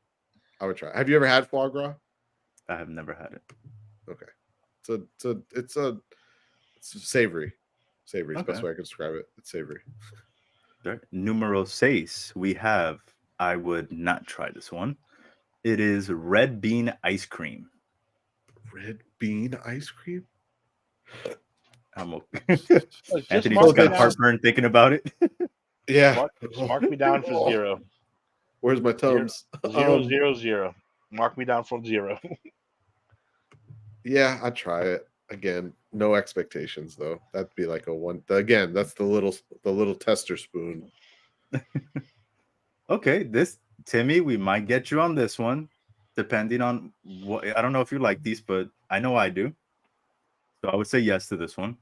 Number 5, we have Cheetos ice cream. No, it doesn't belong together. You hesitated. You thought about it. You Yeah, hesitated. you thought about You it. thought No, about thought it. about it. He's like, No. You thought No, about it. I didn't hesitate because of that. I thought I hesitated because it's like, why do people even consider this? No, I would never do it in a million years. Is it vanilla ice cream or is it like a Uh, different flavor? let's see what it says. Okay, so it says Cheetos are one of the most popular snacks in the world. Each bite is a tasty and cheesy crunch. Some people will never in a million years try this, but Cheeto lovers may be willing to give it a try. It doesn't give me that much of a flavor profile. I'm assuming that there's Cheetos in the ice cream. I'll try Or it. is it just the powder? Oh, the powder. I mean, the powder is just a crushed up Cheeto, so that's fine. Yeah. Like at the movie theater, people go nuts for the fucking Tim, let me ask you a for question. the machine Tim, do that you like mixes it. They all go fucking ape shit for that. Tim? You said you don't like many different kind of chips, so you don't like Doritos. No, I like Doritos. I'm talking about like the new flavors coming out. No, I like Doritos. So I had a friend of mine that showed me this, and I used to do it. I haven't done it in a while. I would take a pepper grinder and I would crush up Cool Ranch Doritos and I would put them in the pepper grinder and I would sprinkle it on food. No, that's yeah, that's no problem with that. It's really good. No, I'm talking about like you said, the fucking chicken and waffles and fucking coffee flavored and fucking tarantula. Fucking Why would you all be that kind of shit. tarantula? Why would you be excited for chicken and waffle chips though if you don't like chicken and waffles? No, I like chicken and waffles. I just don't put syrup on my chicken. So what I eat them both together. Just So wait, no so you get chicken syrup. and waffles, but then you keep eating them separate, is what you're saying? Don't put no chicken. okay. Don't put no syrup on my chicken. Tim, do you like hot sauce? No, You don't like hot sauce. I do, but it has to be. I'm a medium. Look, I have a very I know I'm a pussy. I have a very sensitive mouth. Like when it comes to that stuff, medium for me is perfect. When you start getting up there after that, like I can never go on hot ones. I would die. I would die after like 3 sauces. I'd be on the floor dead, shooting fire out of my ass. It depends on how much I wanted to hurt that day. I could try them all if I wanted to. Yeah, I would want to try them all, and I think I would, but I know I'd be regretting it the entire day. Quick story. One of the greatest things that ever happened in my entire life. My cousin went to Russia to wrestle. This way back in the day. Brings back this sauce. He's like, where do you see what this stuff does? This stuff was so fucking hot, it would take your skin off. It would take you literally. That's You had not to hot eat sauce. Picture the big pot, the biggest pot you kind of like chili. You're only supposed to put no more than like 3 drops. That's how hot this shit is. So we got a hold of this stuff. Everyone, it was one of those drinking for 3-day kind of weekends. So a friend of mine, I'm sitting in my aunt's driveway. You look into the kitchen, and we're standing there looking into the kitchen. My friend comes down all drunk, starts making himself a fucking a bagel. My cousin goes, watch this. He runs in without him looking because he was all drunk anyway. Puts the fucking hot sauce on the bagel. It was called the Chernobyl. Yeah, like a good amount. Like a fucking good amount. My friend takes a bite of this fucking bagel, and he fucking turned beet red. He's going, and I swear to God, I laughed so hard I was pissing myself. I couldn't fucking. He's trying to wash the face, couldn't do it. Goes back in again, puts more on. His fucking tongue had like skin like missing the next day, but we couldn't stop laughing because he kept going, "Whoa, whoa," like making all these noises.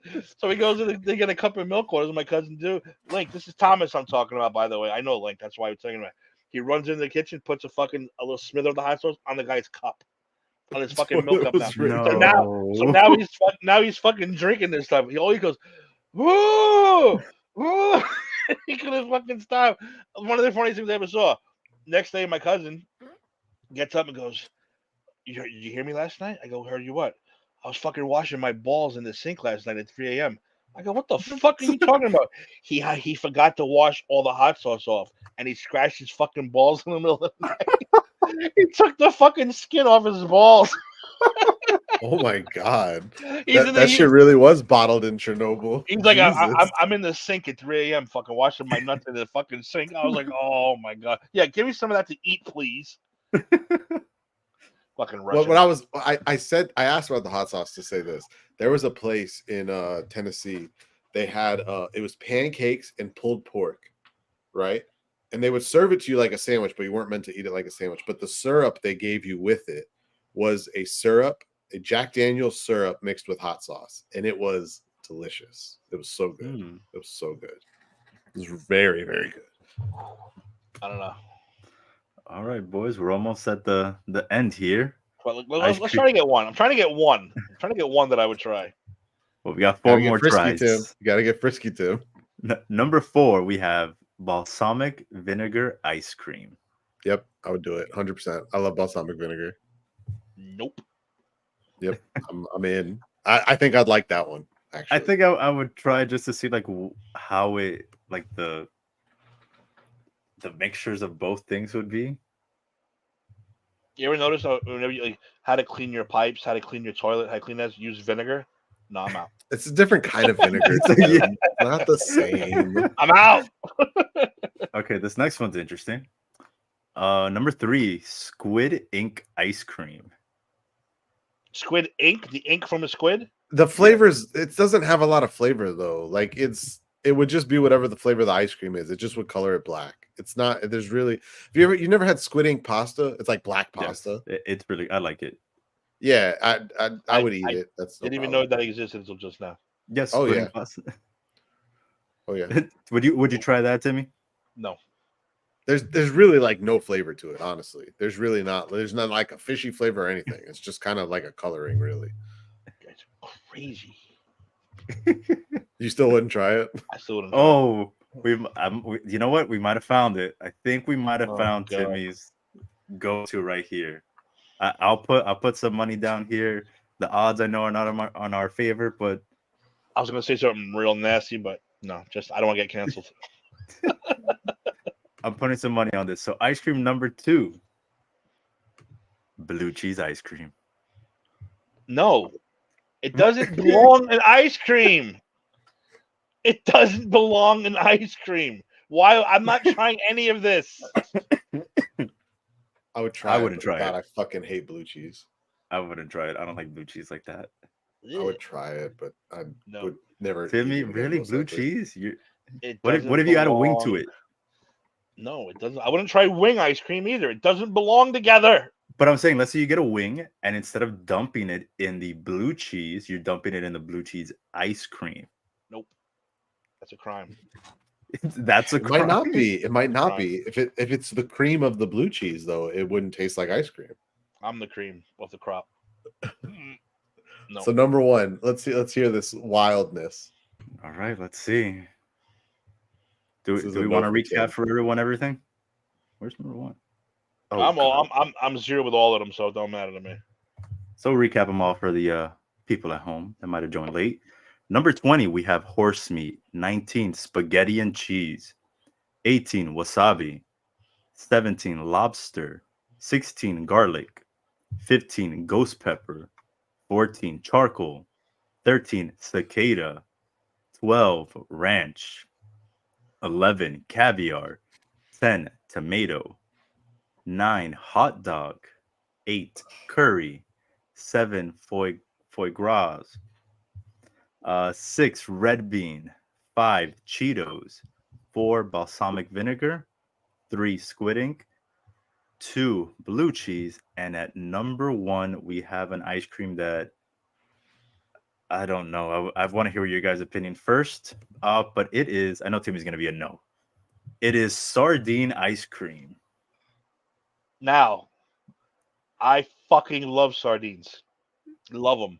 Would you try it? What? No, because it doesn't Okay. belong in ice cream. I got excited for that. I was like, wait, So did I. I was he's like, gonna try the sardine one. I'm not a fucking pregnant woman. No, it doesn't belong together. sardine. I would. I love sardines. Love them. I don't mind sardines at all. Yes, yes. It's fucking crazy. I would never try it. Not one of them. Not one single one of them.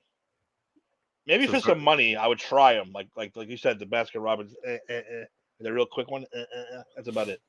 Let me go refill real quick. Go I'll get be a right refill, back. and we'll finally do football. Yeah.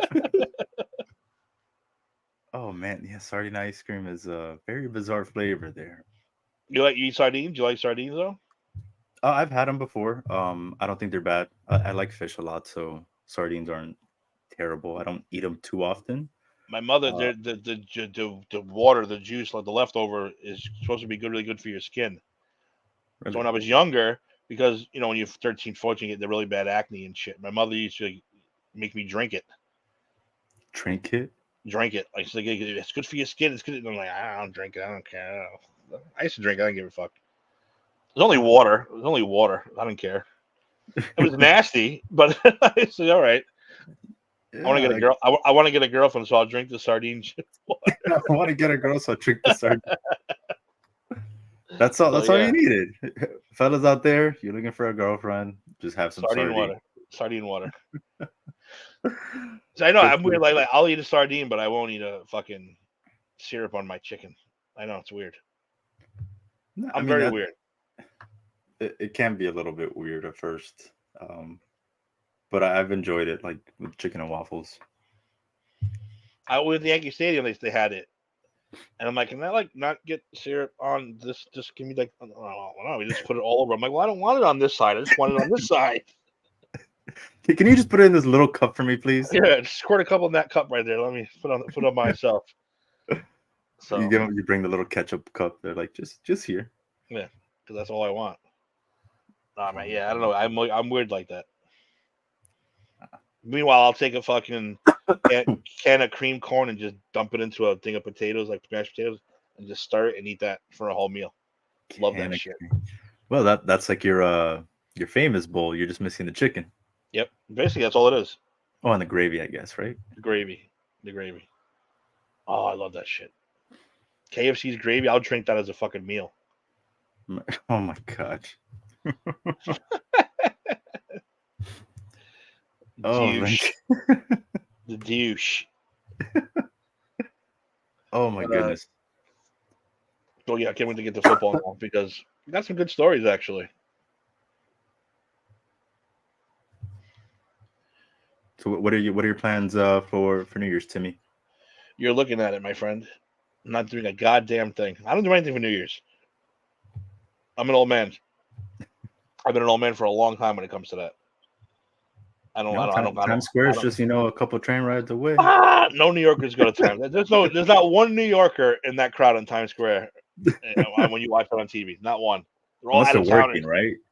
Yeah, that's true. Unless they're working, and they're all sitting there cursing, "You motherfuckers, you motherfucker." You know what I could have, by the way? I'll tell you a little background information.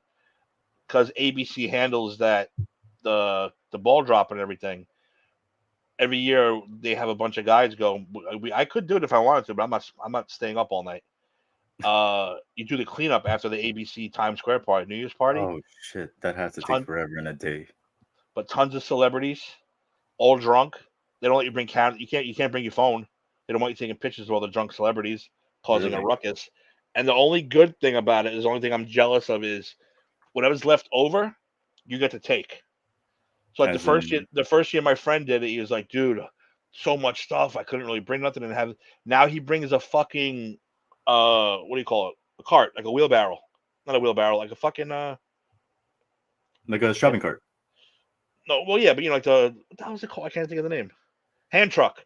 Like a big hand truck. He brings that with him because cases of liquor, cases of champagne, cases of beer, he loads it all up and just fucking brings it home. I go, that's insane. Food, eat all you want, drink all you want. As long as you clean up, as soon as that ball drops and people start moving, you got to start cleaning.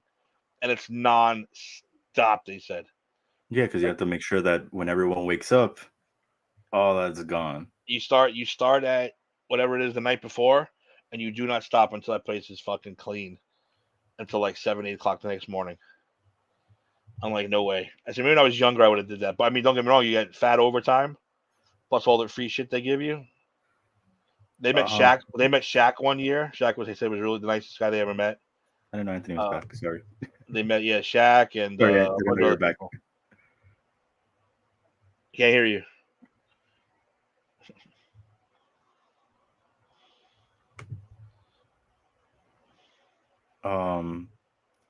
Damn, I had a question and then I got distracted here. Yeah, no, I remember. So the one year that you're good. The one year I went to Amsterdam for New Year's, like before I went to bed, like those streets were filled because like their fireworks they have some fireworks that are like, oh, they go up in the air and they're nice, but for the most part, their fireworks are like dynamites. They're literally like throwing these things on the streets, and you see the whole street covered like in red. And like, man, this looks awful. So we went to bed, and then we woke up the next day.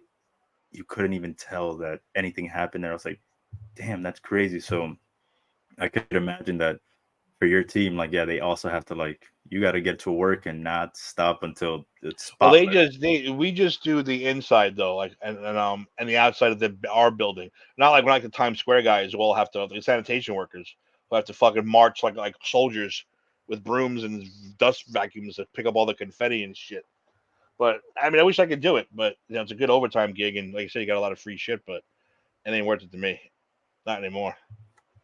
I ain't doing that crap. All right, let's jump into some fucking football here. And and I don't have all the stories laid out for me like Steve usually does. But we will talk about first things first. Mr. Russell Wilson. Mr. Russell Wilson. Unlimited. Yeah, okay. He's unlimited, all right. He's limited to only one team next year now. It has already been said that first of all, he's not starting this week. Who's starting? What's his name? Stidham? What's that dude's name? Jarrett Stidham is starting over Russell Wilson this week. And there's no guarantee he will ever get the starting job back. And rumors are is that he will either be traded or cut this coming summer. Wow. They're going to cut him. So now, like I said, let me get both of your opinions. Where does he go if he's traded or even free agency? Dave, if he's gone from the Broncos, other than the Jets, where does he end up? I don't feel like there's some teams that need a quarterback, but not really. Like they would have needed a quarterback this year, I feel. I'm trying to run down all these teams in my head. I've got the perfect team for him. What, the Falcons, maybe? No.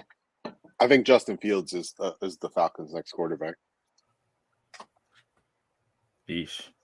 The perfect situation for Russell Wilson, a team that would actually value him, and a team where he can actually excel with the diminished skill set that he now possesses at the later stages of his career, is the Pittsburgh Steelers. It is the perfect situation for him. It is the perfect situation for the franchise, and I think it would be a successful relationship. Oh, NFL News has the top ones: Falcons, Raiders, Vikings, Patriots, Commanders as the top landing spots. Wait, say that again? Commanders, Patriots, Vikings, Raiders, Falcons are the top landing spots, supposedly. I don't like him next year. in Vegas. I don't like him in the Commanders either. And according to this, the Vikings are the favorites. NFL News Yard Barkers. They're saying that the Vikings are the favorites. I don't think that's a good fit at all, Minnesota. I think if you're going to spend that, they should just keep Cousins at that point. Yeah, that's what I was thinking. I was like, if they're gonna, I feel like they would want to move younger, not stay the same. For that, you keep Cousins, who knows the system and everyone apparently loves, except for the head coach, it seems. No, well, why do you say that? This is coming from watching the quarterback show. It just felt like both of them never really like got on the same page, even while winning. It was always like Cousins going at him, and then him trying to like teach Cousins, but Cousins always like going back on him. I didn't. There was a couple times like just watching the games, I was like, it doesn't look like he respects him too much, Cousins. All right. I mean, That's why I said like I watched it and I didn't become a bigger fan of Cousins because of the show. I don't know who. My opinion on Cousins was unchanged. It was literally exactly what I thought he would be. I can't wait to watch this next season. Who's on it? Did they say? Yes, it's Jared Allen. Jared Allen? Josh Allen? Josh Allen, yeah, not Jared Allen. Who's and I know Daniel Jones, which is going to be so much fun to see him do nothing all season. Yeah, what is he going to do? What is he going to possibly do? We're going to watch him at home? And then has he not been at the games? Yeah, he's been there. Was it Burrow? Like another guy who's hurt? Yeah, maybe it was Burrow. Are you looking it up, Ant? That would have been a pretty good lineup if two of them fucking actually played this year. Look it up here because I remember it coming out. Well, let's move on to something else because now, do you realize we've been witness to this? That's why I said this year I don't get this football this year. I don't understand it. Do you realize we witnessed this year two of the single worst trades in the history of the NFL? One being Russell Wilson, two being fucking Deshaun Watson. Well, both trades took place last year, though. You know what I mean, though, going into this season. Yeah. As far as for this season, I mean. What the hell happens to fucking Deshaun Watson now? You think he is? I mean, they have to. He's not like Russell Wilson. He has to be the starter next year. Flacco's not lasting. Yeah, I understand he's got more touchdowns already than some teams do. I get that, but he ain't sticking around It's next year crazy. to play the fucking full-time quarterback. So what do you No, do but with I Watson actually now? I think there might be a market for him now, though. Seeing For Watson? teams seeing what he's doing for Or Flacco. for No, Flacco? the Browns have no way of getting out of that contract. It's a fully guaranteed contract. The cap penalty alone next season would be in the 9-figure range, so there's no like logical way for them to get out of that contract next year. Idiots. Yeah, they Unbelievable. put themselves in a hole, and the yeast is looking real good. The East is looking good. I'm not going to deny it. He's had a He- really he's- good year. He's gonna get an extension. It sounds like in Tampa. Yeah, I think from what I keep seeing and hearing is that like everyone in the locker room likes him. Like he's a good leader. Like the coaching staff likes him. That it was a good fit for him down in Tampa. And yeah, I don't think they're going to want to at least move on for the next year or two. So if they cut Deshaun Watson before June 1st, it's $136 million in dead cap. Oh my God. If they cut him after June 1st, it's $92 million. Which Well, look, that $92 million is just 136 split up over 2 years. So it's 92 next year and then 44 the following year. Well, look, they're winning without him. They just clinched the playoff spot without him. So I mean, So the problem is they're already $12 million over the cap for next season. So to even be able to think about doing something like that, they would have to make just unbelievably crazy moves everywhere. So he will be their quarterback next season. He will likely still be their quarterback the following season. he's going to have to 20 restructure. He's going to have to. But the problem is because of that way that those guarantees are, even a restructure actually wouldn't help them in getting out of his contract. It would just push his cap numbers further down the road. That's crazy. Again, he 12 million over. Now, who is that going to be? Who are they going to cut next year? Now, you're going to start cutting major pieces of your team to get under that 12 million. No, 12 million in NFL terms, that's not really like a crazy number. They should be able to get under that number pretty easily. So like they could restructure like Myles Garrett's contract and push some of his money into the future and get almost close to half of that money back already as far as what they're over the cap. And then like Nick Chubb's deal, they could rework Denzel. They could cut Chubb, honestly, coming off that major injury. He is 29 years old. And a running back. So, I mean, if they wanted to, they could cut him and actually be back into actual cap space if they wanted to. So they do have options. But yeah, there's no way that Deshaun Watson, he's on that team for at least through 2025. And then after that, I think they can get out of it. But 2025 is basically guaranteed he's there. Raiders. The Raiders. They can win the division, guys. They could win the division. Antonio Pierce got that defense fucking angry, man. They played angry football the other night, beating up on the crybabies. Yes, I call them the crybabies because I've never seen crying like these dudes are doing right now. He deserves the job. No, he deserves the head coaching job, Antonio Pierce. 100%. Really think so too? What's their? They fired him on October 31st. They were 3-5. What's their record now? Who The Raiders. are 7 and I don't know. I don't have it in front of me. Let's find out. Hang on, I'll pull it up. Shane Falco and signed Falco and dump Watson. They're 7-8. So they've gone 4-3 with Antonio Pierce. 4-3. But what the interesting part of that is in terms of DVOA, they actually have the number 1 defense in all of football since they made that switch. They're angry, man. They're playing mean, which is awesome. I like to see, and I love Pierce. I always liked Pierce. But we talked about this a lot in our chat. Like, so Antonio Pierce, he does have some defensive coordinator experience. I believe when he was at Arizona State.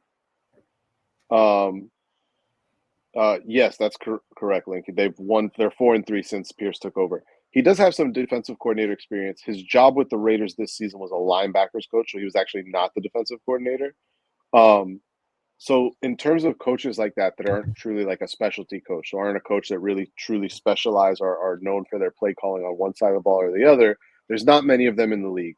Probably the most famous one of all is John Harbaugh, who was a special teams coordinator. So John Harbaugh really has no input on the offensive or defensive side of the ball. He's what I like to call like a CEO coach.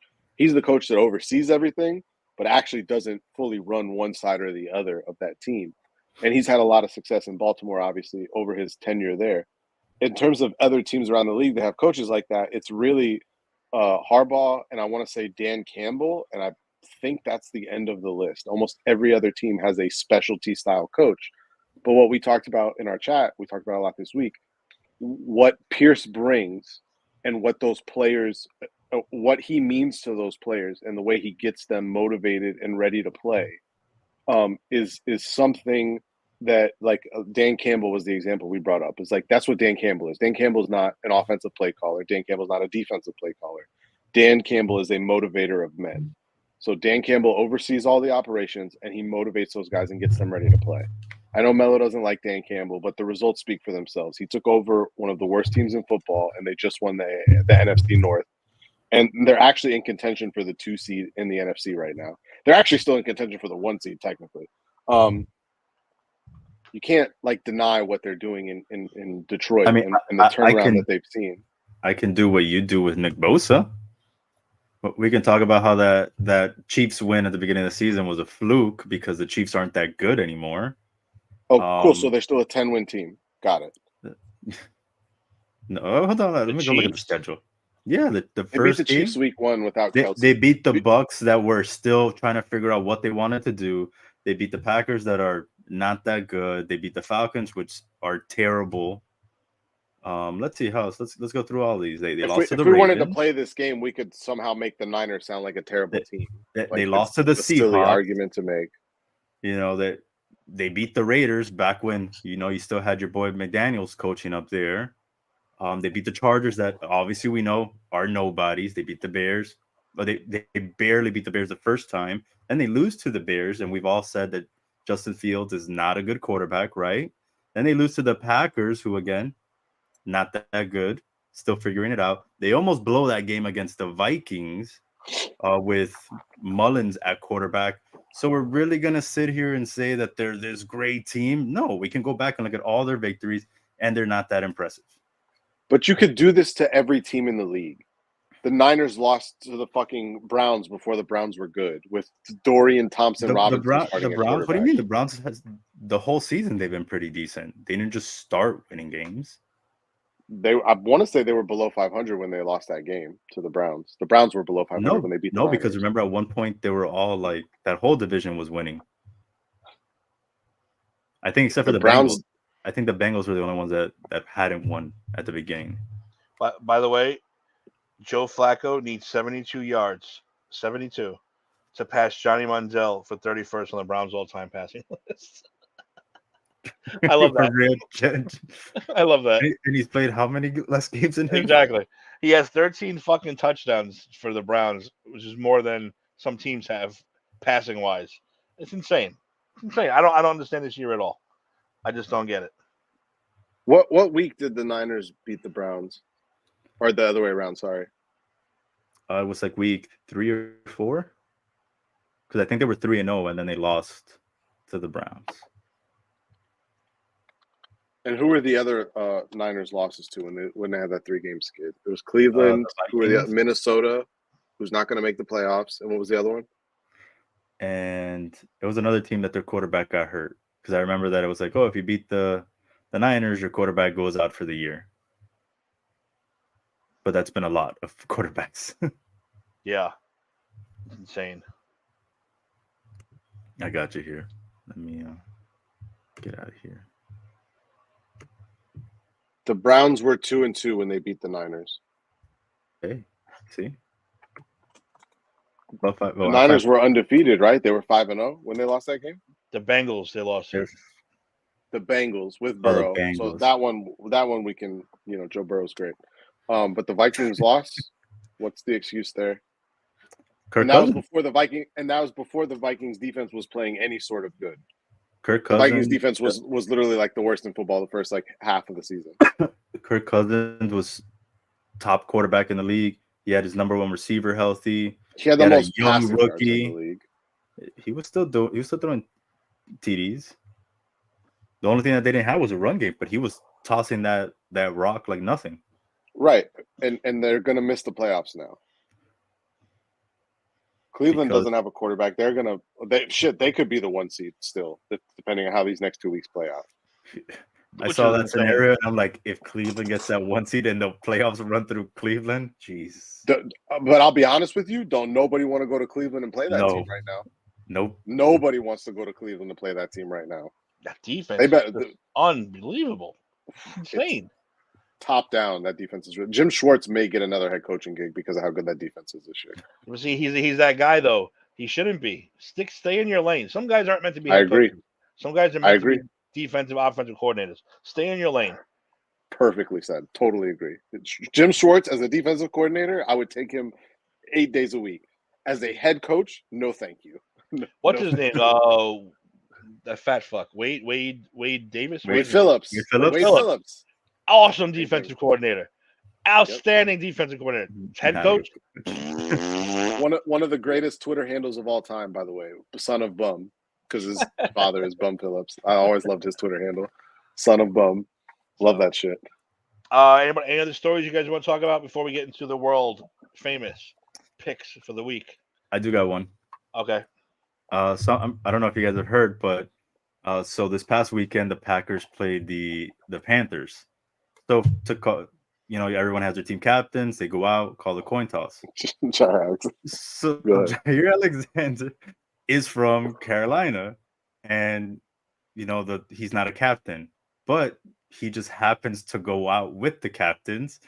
And then so he's there. It's like the four of them instead of the regular 3. They go to they ask him hey, they asked the Packers for the coin, what if heads or tails.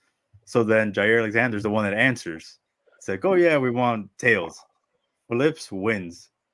And so they're like, oh, what do you want to do? He's like, oh, we want our team to go on defense first. He's answering. He's not a captain. All these other guys are just letting him do his thing.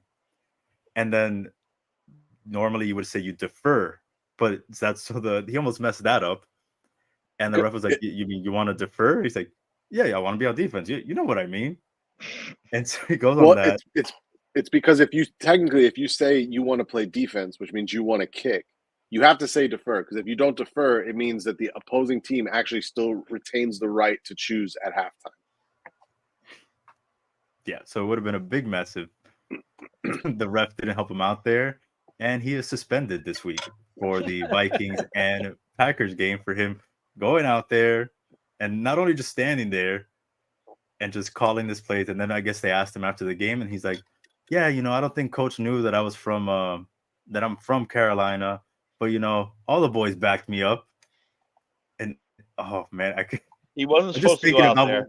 Yeah, he wasn't supposed to make a call. It's like, what the hell are you I'm just doing? thinking of what was happening, what boys were backing him up. I wonder, they're like, yeah, Jair, you should probably go do that.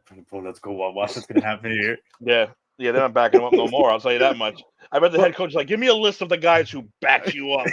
They'll be fucking sitting me on the bench this week. But he won the coin toss, so it's like,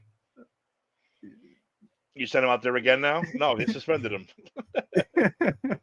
yeah, they suspended him. So Oh, thought that speaking was of a really speaking fun of the thing to happen. Browns, last night the Browns clinched their playoff spot, 37-20 over Terzio's New York Jets. And the reason I'm bringing this game up is because Al Michaels finally had a Hall of Fame moment for me last night. Somebody was banging on. Someone was banging on a lot of drums all night, and he said, "Oh, the Astros must be in town with all that drum banging, garbage can banging." Al Michaels, I salute you because that was fucking hysterical. It was great. I saw That's that. how bored he is. He's bringing up baseball. He's like, I can't stand this Thursday night schedule bullshit no more. Let's just talk about the Astros and what cheating cocksuckers they are. So, Al Michaels, thank you very much because that was fantastic. They have had the terrible Thursday night schedule this year. That was a great comment, though. All right, so it's pick time. 2 weeks left. What the hell is going on? Why is time going so fast? And I don't have our standings in front of us. The boss let us down. I don't know how we did last week. I don't know what's going on. I probably did bad. I don't remember what I did. I'm sure I I'm- did worse, so it's okay. I'm just trying to creep up to that 4 spot. That's all I'm trying to do. I want to get to that 4 spot. I'm pretty So sure I let's see. fell. 2 minutes and 14 seconds in, well, 2 hours, I mean, and 14 minutes in with the boss to come and get our picks because I'm not writing shit down, boss. You heard me. I'm not writing the picks down. We're going to make them. You come back and get them, and that's how it's going to work. All right, first game up tomorrow night, 8:15. Lions, Cowboys. Good fucking game. Dave, I know who you're picking already. How about them Cowboys? Let's go, boys. It And feels what so you got? gross when you say it. It felt icky. Yeah. Okay, so coming off of a loss and the fact that they're at home makes me think I should pick the Cowboys because the Cowboys are a far superior home team than they are a road team. It's very evident. I think all 5 of their losses this season have come on the road. Yeah. However, with that said, this is a terrible matchup for the Cowboys defensively. Defensively, over the last, I think it's 5 weeks or 6 weeks, the Cowboys have been one of the worst rush defenses in all of football, and it has led to them being susceptible to a play-action pass game and things of that nature. Hey, the Detroit Lions happen to be really good at both of those things. I think this is going to be a very high-scoring game, and I'm going to take the Lions. I think I may regret it, but I'm going to take the Lions. I think the Lions win this game, solidify the fact that the Cowboys aren't winning the division, and keep themselves in contention for the number 1 seed in the NFC. I will agree. I am riding those Lions all the way, baby. All the way. Dan Campbell. Oh, with the Lions, with the current standings, who do the Lions play if the playoffs started today? Just curious. The Rams. Don't ask questions. You know answers to. The Rams, who I said that's what's going to happen. And again, the Giants are beating the Rams this week. The 49ers are beating the Rams next week. Rams aren't making the playoffs. Whoa. Giants are upsetting the Rams this week. Upset. Upset. Calling it. We haven't even got into that game yet. And then the Rams are going to lose the 49ers next year. I'm just telling you right now. I got the script, like Mello likes to say. I got the script in the mail this morning. It figures that the week he said it the most is the week he had like one of his worst weeks of the year. Yeah. He didn't say the script was correct. He just said he had a script. So there's a scenario in play, and it's not that far fetched. Where technically, if the Lions just win these last 2 games and the Niners lose 1 game, I think the Eagles have to lose 1 game also. But if both those teams lose 1 game and the Lions win out, the Lions are the 1 seed, and the road through the NFC runs through Detroit. And nobody wants to go to Detroit ever for any reason. Well, it helps them offensively too, because their splits in the dome and out of the dome are pretty drastic too, which is also one of the reasons I like them this week against Dallas. They're a very, very good indoor team. That's the only game tomorrow? That's pretty weird. I thought at the end of the year we're going to have more than 1 Saturday game. No, only 1 tomorrow, which is 8:15. And then there's like 12 1 o'clock games on fucking Sunday, which is terrible. Speaking of It's which, not 12 actually, but there's so many. Yep. All right, so we get the Sunday games, 1 o'clock games. The Will Levis-led Titans go face the CJ Stroud-less Texans. Ant, who you got for this one? Is Stroud officially out? Because I thought he had returned to practice. Oh, I don't know. I'm just fucking around. I have no idea. I think I'll tell you right now from fantasy perspective. I think he's back. Is he back? He's he doesn't have an injury, a designated injury. So he's back. Okay. Yep. Texans. It's in Mr. Houston Mello? as well. Yep, Texans as well. I'm going Texans also. It's the Texas sweep, boss. Texas sweep. Next up, Falcons at Bears. I will start this one. I'm going Bears at home. The Monsters in the Midway. Dave? I hate the Falcons. Absolutely hate them. Why? But why though? Agreed. This is one of those Because- things I Arthur hate, Smith's right? a For no fucking reason. idiot. Like I hate Arthur- the Seahawks. Like I hate the Seahawks. I have no Arthur- reason to hate them. I just hate them. Well, I remember hating the Seahawks because they would always, every time I remember watching them play the Giants, they would always beat us, and it was never like a close game. So that's why I got my hate from them. And then they lost that Super Bowl to Pittsburgh. Then they lost to the Patriots. Again, the Seahawks just Geno Smith has been the best thing the Seahawks have, and DK. Stop. But the Falcons, like Ant said, Artie Smith is horrible. He needs to go back to Oh, FedEx yeah. He's real to bad. work with his father, because this is ridiculous. Him coaching that he doesn't know what the hell he's doing. And then like some of these games, like you should win these games, and I guess it's just a me thing. I'm picking you to win these games, and then you don't win them. But then when I'm like, okay, they're gonna blow it, they end up coming out and winning these games lights out, and I'm like, bro, these mother lovers, like, come on now, what are you doing over there, Artie Smith? Well, Desmond Ritter, Fugazi, or you think he could win with another coach? Fugazi, Fugazi. Okay, just asking. 100%. I like Just Heineke, but I just don't like Artie Smith. Also Fugazi. Fugazi. We should get a Fugazi thing. Fugazi. When we say it. All right, so Dave, I assume you're taking the Bears then. Yes, I'm taking the Bears. All right, Ant, who you got? Bears top 5 defense since they made the Montez Sweat. Which Sweat did they get? I always forget.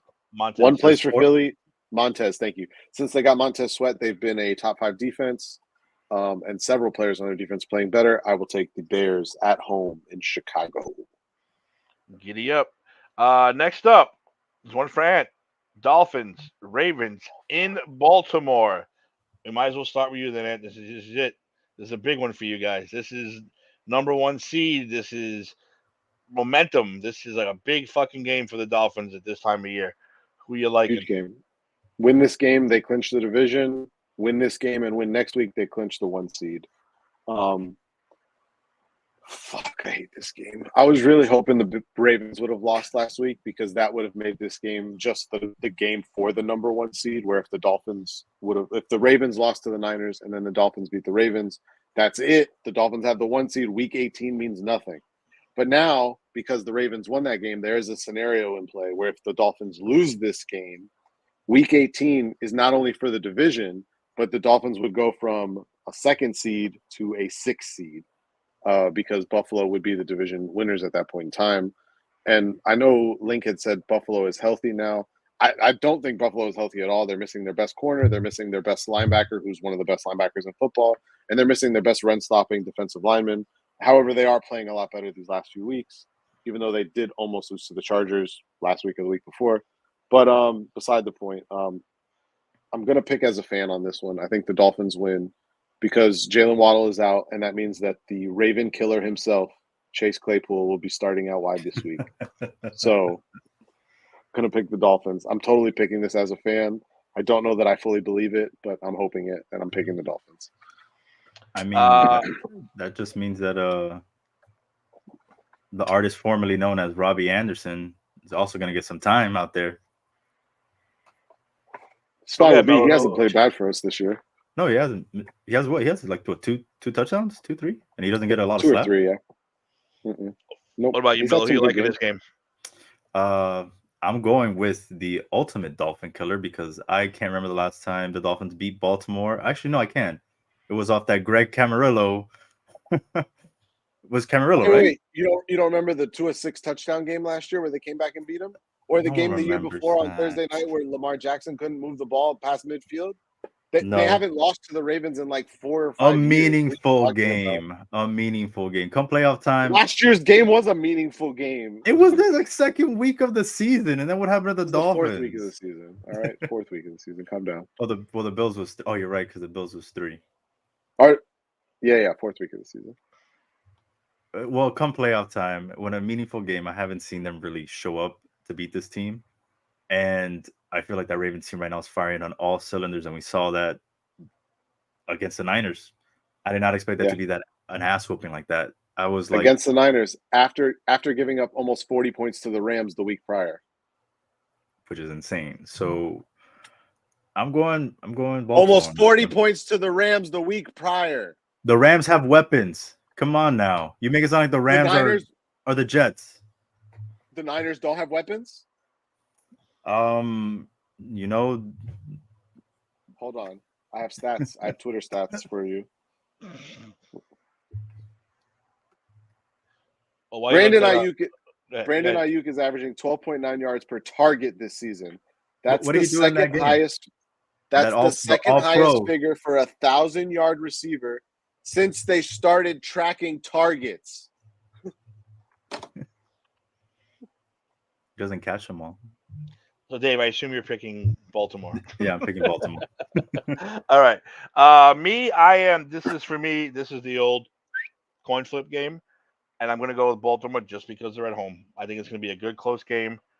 But I'll just take the Ravens because they are snug as a bug in that shithole of a city called Baltimore. Ayuk was 6 for 113, by the way, last week, since you were wondering. By the way, I'll throw this out there. Link, you got Cowboys. Nobody wants to throw down in Motown. The Texans, the Bears. He's predicting Russell Wilson in Atlanta. He's picking San Fran by 14. And he's picking the Ravens. Oh, San Fran's playing Washington, so I will agree with that one. Yeah. So I said but all that that's stuff about the Lions getting the 1 seed. I don't actually believe that happens. But next up, the Saints. Who dat? Who they? Who dat? No, who dat? The other who they? Who dat? They are on their way to see the yeast-filled Yeah. Buccaneers in Tampa Bay. We already know who Dave's picking, but go ahead, Dave. Who are you picking in this game? Already know, babe. My boy Baker cooking out there. Love it. I can't wait. I haven't put it on the regular chat because I want to see what Ed has to say because he always gives me crap about the yeast. But yeah, give me Bucks, man. They're firing right now on all cylinders. They look good. And man, Baker looks good. Surprisingly, like he's been so good the last couple of weeks. Multiple touchdown games, over 200 yards. He's getting that team on both ends. Like obviously he doesn't play defense, but you can tell like they're playing well for him as well. And I agree with Dave on everything he said. Baker's having a phenomenal season, and if not for Joe Flacco and the fact that DeMar Hamlin died on a football field last season and is still alive, Baker Mayfield would be comeback player of the year. Yeah, give me the Bucks in that one. Mike Evans averages under 8 or 9 fantasy points a game against Marshawn Lattimore. The only problem with that is Marshawn Lattimore is not playing, so fire up the Bucks. I agree. I will take the Bucks to win The that who? game. The Bucks. The Yeast. The yeast. The Bucks. Link also Waddle is out this week. Yeah. Waddle and is out. And it's Tampa Bay by 10. Next up, there you go, Link. Patriots. Do I have to even say it? I think we're going to sweep this one, right? It's the Bills. Patriots at Bills in Buffalo. Let's not even have this conversation, right? No one's going to Hey, have this aren't the conversation. Patriots on a 2-game win streak or something dumb like that?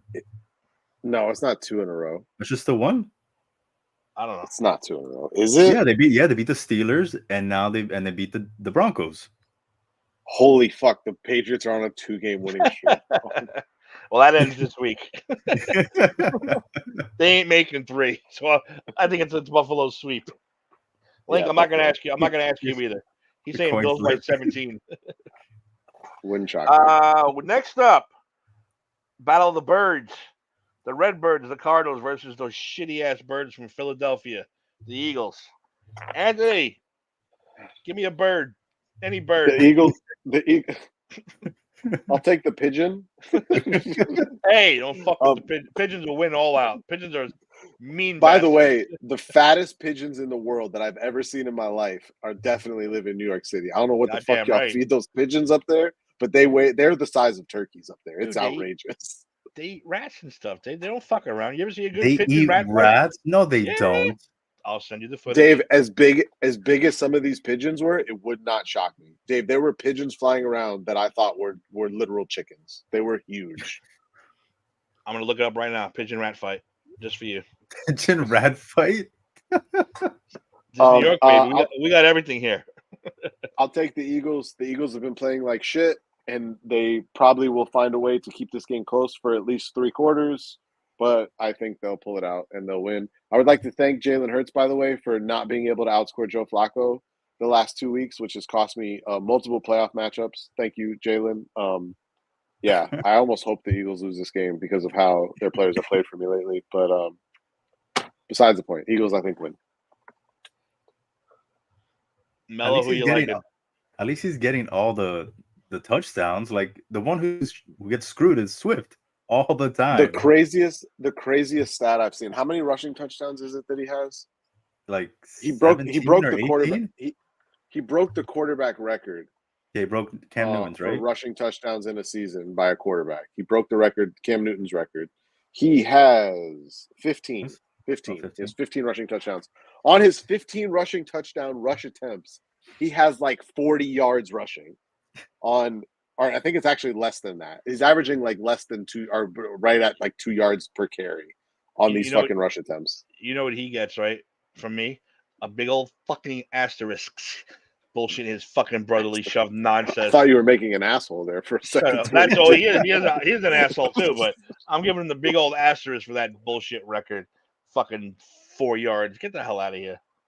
That stupid brotherly shove. Sounds like a porn brotherly shove. What it is, it's an all fucking gay porn movie, The Brotherly Shove. On New Heights this past week, they I guess they talked about it, and Jason Kelsey goes to Travis like, man, I've told Swift like when he gets like taken down at the 1, like he's like, man, I'm sorry, you know what's gonna happen now, and they're going for the tush push every time. He's like, you either got to score the touchdown or you got to fall at the like 2 or 3 yard line, because if not, you're not getting that ball. Stupid ass thing. By the way, once you get inside the 5, you better get in. Yeah, I only found pigeon versus rats where the rats win. So I'm trying to find one where the pigeons. The rats win. Well, the rats are going to win. They're more vicious creatures. But I have seen where the pigeon gets the rat though. But no, this is all rats winning though. I'll find one for you, Dave. Don't worry about it. Pigeons are no joke. Next up, the Carolina Panthers visiting the Jacksonville Jaguars. And the Jaguars went from like, oh, they're going to like, nope, they suck now. So, but the Panthers also suck incredibly. So I'm going to start this one, and I'm going to say Jaguars just because they are at home. No other reason than that. Dave? I think this one's a tough one. I feel like Carolina hasn't been playing bad as of late. That's why I picked the home team. They've been finding a group, and no Trevor Lawrence. So I'll go. Trevor Lawrence practiced today. He was ruled out today, no? I could have sworn I saw that he practiced. I just like their defense better than. I'm not gonna lie. I have not been up to date on injury stuff, being that I'm eliminated. Yep, he was ruled out. Nope, he's been ruled out. You're right. Yep. So no Trevor Lawrence. So it will be CJ. I'll still take the Jaguars at home with their defense. CJ who? I don't know his name. Beathard. That's their backup. That's right. CJ Beathard. You said CJ. I'm like, who the fuck is CJ? Spiller? Right? Like there's a CJ in this game. I'm gonna go Panthers on this one. I need to pick up some wins here. God damn it, Dave. I was gonna do that. Panthers have been playing really well, and they don't have a reason to tank because they don't have their own pick, obviously. Mm-hmm. And the Jaguars have looked fucking terrible lately. Which brings up another question that I'll ask after I make my pick here. I'm gonna, just because Dave picked the Panthers, I'm gonna go Jaguars. They've messed me up on that. I think you need to catch up this games too, no?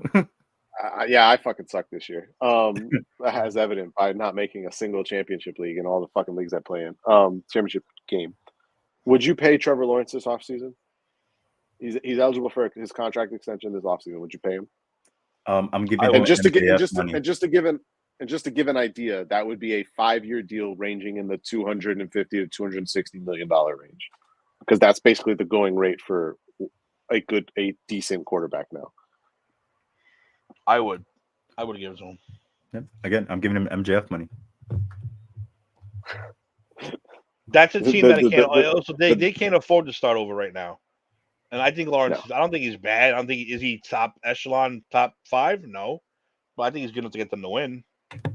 Yeah. I think when we talk about quarterbacks and you see the things that Josh Allen, Joe Burrow, Patrick Mahomes, not this year, but every other year, and Lamar Jackson do, and then you watch like any other quarterback in football, like you're not watching the same sport at that point in time when you watch someone like what Josh Allen does on Sundays, which is just fucking absurd.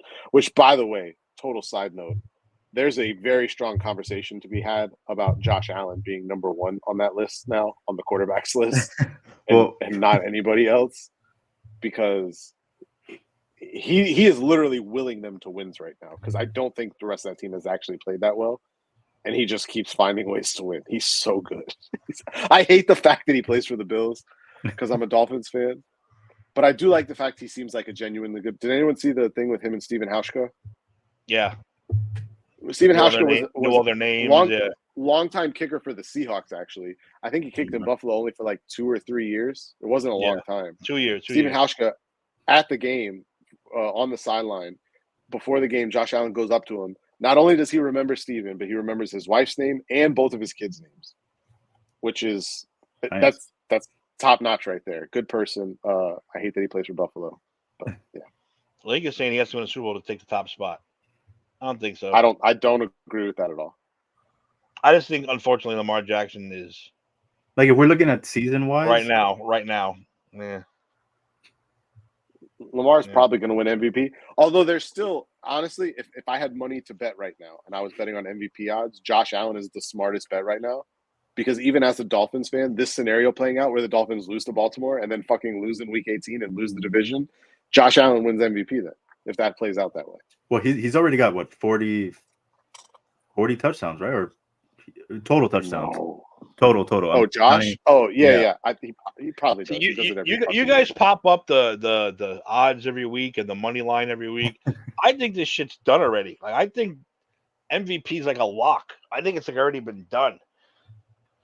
I think they're giving it to Lamar Jackson because he could also win comeback play of the year. You never know with what after last Josh year. Allen does have 40 touchdowns. He has 27 passing and 13 rushing. He has Yeah. 13 fucking rushing touchdowns. Jesus. He's doing. They're 2 behind Hurts. And I guarantee the rushing yards are completely different. Way different. Way different. He has 413. Hertz has 576. 4 years Hertz before- does run. Hertz runs more than him. Hertz is a lot quicker to pull it and run. Josh Allen runs when he's about to get sacked. 4 Yeah. years before. No, he was. he's like I said. I hate the fact that he fucking plays for Buffalo. He's so good. He's so fucking good. Yeah. Next up, we have Antonio Pierce and the Raiders visiting the Colts of Indianapolis. Dave, this is another hard game. I really Who like you the liking? Colts, but man, the Raiders also make it hard because what they didn't complete a pass after the first quarter, right? Against the Mhm. Chiefs, and somehow still Not- managed to not win the game. They completed one in the fourth quarter, very late in the fourth quarter. Like that's Yeah, so insane. between the second, third, and fourth quarter, they had one completion. like the fact and that they they're won the winning game. games like that because your defense is just that stouted, Defense playing outrageous right now. Outrageous. Max Crosby is good lord. overrated. Yeah. So I'm sorry, not overrated. A dirty player. Yeah. Oh my god. But Gotta yeah, race- I'm gonna go Raiders on this one. I'm going Raiders. I too am going to go Raiders on this. I think it's a bad matchup for Indy. Yeah, I agree with what Link said. That locker room is just eating out of the palm of his hand right now, man, and they fucking love him. And what they one of the shows said it. Imagine Antonio Pierce with his own coaching staff. Like he's got Josh McDaniels leftovers. Imagine Yeah. if he brought his own guys and his own, and he's going to bring in fucking former teammates, all those young, good guys. I don't know. I think he's gonna be good. I think he's gonna get that job, and he deserves it. Is Justin Tuck going to be the new defensive line coach? That's right. That's how it's gonna be now. All the Super Bowl Giants are gonna come in and be It wouldn't coaches. shock me at all. I just don't know how anyone could watch him speak and not be like motivated. Like that dude is like. They asked him. Did you see the interview with him? They asked him. They said, "What are you?" He's scary looking. He's scary Oh, yeah. looking too. He's an He's scary intimidating looking. dude. Yeah. They asked, "What are you gonna tell Al Davis or Mark Davis about why you should have the coaching job?" And he said, "Just my results are on the field." Yeah. I was like, Like, look at the scoreboard, motherfucker. That's all you got to say. Just like that. "No, he's for real." Well, we know how bad Very- the Davis family knows how to fuck that team up. Hot dog ice cream. Next up, Melo's Rams versus my Oh, Melo's Giants. Rams now. Versus my Giants. Go ahead, Mel. Tell us about your Rams. How they're gonna win? I mean, right now they're one of the hottest teams as well They are. in the NFL. They've been beating some good teams. Puka, Cooper, Williams, they all look good. Stafford with his Play-Doh surgery that Anthony likes to say has proven us right that he is paper mache, paper mache that he is a top 12 quarterback and not number like 25 like he had him. And hey, I like the Rams to get a dub here at MetLife. And Even though I do like Tyrod, I think it will be close though. Tyrod's been playing good. I specified with my Stafford ranking that if I was think about this, think of all the quarterback injuries we've had this season, and then we have a over 35-year-old quarterback with a long history of neck and spinal injuries, and that's the guy that stayed healthy. The guy with the spinal injury history is the one that stayed healthy. Anyways, no, I said it when we did our rankings. If you told me Matt Stafford is 100% healthy, he's easily top 10 for me, easily. And they're playing outrageous right now. I'm sorry, Tim, but I am taking the Rams. I'm going with I'm taking my Giants for the upset this week. I'm going with it. I'm gonna ride with it. I'll probably regret it. Not ride because like I'm gonna Tyrod, go with that's a car part, right? I don't ride with anybody with Tyrod. I don't know what car part is the tie rod. I'm looking at a defensive The upset. Tyrod, it's Not an offensive upset, a defensive upset. There's a car part called a tie rod. I don't know. Whatever. I'll tell you exactly what it is now because I remember I'm having not- it. Doesn't. I'm It's not spelled I'm like. Googling it. I'm As long doing as it. as long as Cutlet Boy's out, I'm good. We don't need that guy no more. Thank God. The Oh my Tyrod God, is- you're 100% right. It is a tie rod. I'm is a totally slender, wrong. cylindrical- Yeah. Good call. Never Next heard of up, it. we have a clean. I'm pretty sure we have a clean sweep coming up next. This is still the 1:00 games, by the way. You're right. There's a lot of fucking 1:00 games. And no more. Lakers. 49ers. What's the matter, Jana? What? I'm doing a show. I'll be done in a minute. Oh, she never calls me this late. It scared me a little bit. 49ers go into into Maryland to play the Redskins, the Commanders, whatever the hell they're called now. I think this is going to be a sweep. I hope so. Sweep. Yep. Bring out the brooms. Well, Okay. Washington is missing 3 of their 4 secondary starters in this game. The Maryland Redskins. So okay. Are we still getting Howe as a starter this week too? Because this just It sounds like it because it sounds like they are because okay. They said Jacoby was going to start, but then Jacoby tweaked his hamstring yesterday in practice, so it actually sounds like Jacoby might not play now. I don't care if fucking Leave it Doug up to Williams is out. Washington. I don't care if Doug Williams is out there. Fucking Mark Rippon. Fucking 49ers are winning this game tomorrow. It don't But matter. look at it. No, of course. But I'm just saying, look at Jacoby. Jacoby's played what? 2.5 quarters, the last 2 games, and he's brought this team back from down almost 20 They've scored points? on every drive he's been the quarterback. Like that's insane. What I don't understand what But Ron they do Rivera's that- doing. They do that Every every drive. year. Every year they find this guy who gets them to win. Heineke was getting them to win. No, can't start him. Can't fucking keep him. Can't gonna pay him. Kirk Maybe not Cousins. true. Cousins was the same way. No, can't keep him. Got to trade him. Get rid of him. We don't want to pay him. So I don't know what that whole organization sucks. They don't like quarterbacks. They're scared of the jinx. That's why. The Redskin jinx. That's a shit organization anyway. Screw them. Oh, next up we got a barn burner, baby. 4:00 game. First game, 4:05. The Pittsburgh Steelers visit the shitty Seahawks of Seattle. I'll go first, and I'll just say the Seahawks because they're home. No other reason. Definitely not their 12th man, quarterback. baby. 12th man. The 12th man's a speaker system from fucking Best Buy. Gino. Fucking 12th man. They admitted that it was Is fake. Drew, To is me, it Drew was Lock fake. not starting? They don't know who's starting until the game starts. They flip a Um, coin just like we do. Oh, go ahead, Drew. Go ahead, Gino. I want to pick the Steelers, but I just don't believe they win. Which, by the way, if the Steelers do win this game, Mike Tomlin has another season in which they are above 500, or not under 500. Excuse me. So they'd have 9 wins.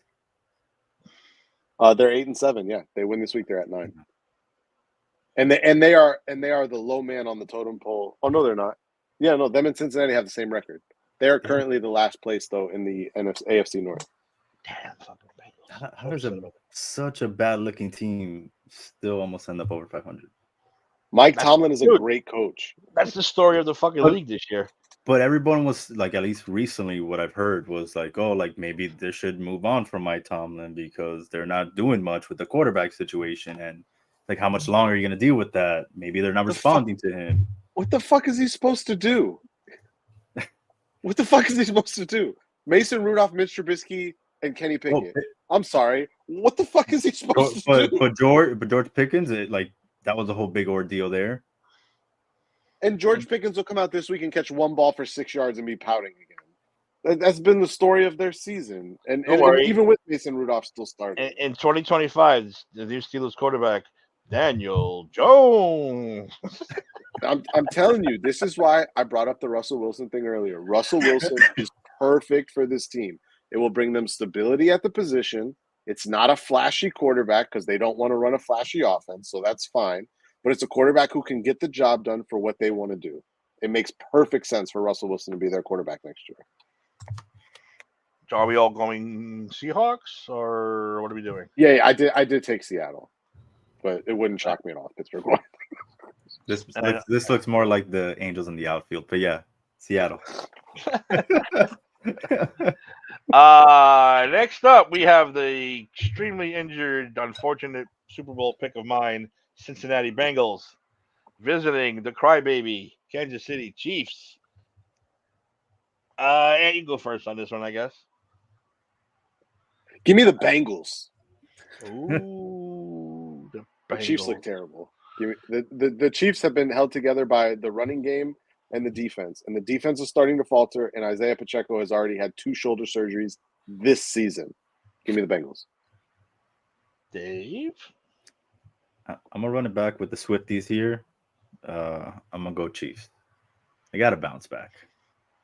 No, they don't. That's what we keep saying every week.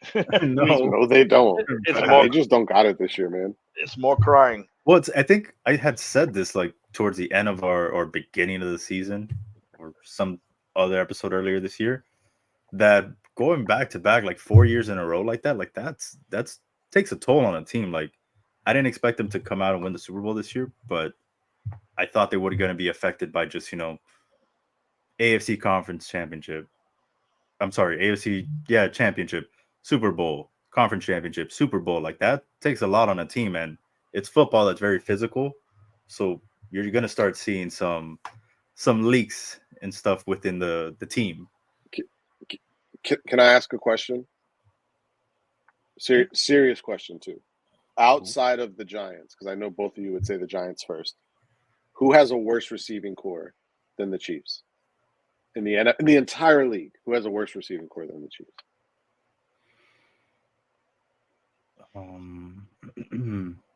The Giants is literally the only one that I would hear an argument on, and I don't want you to name them. So find me another one.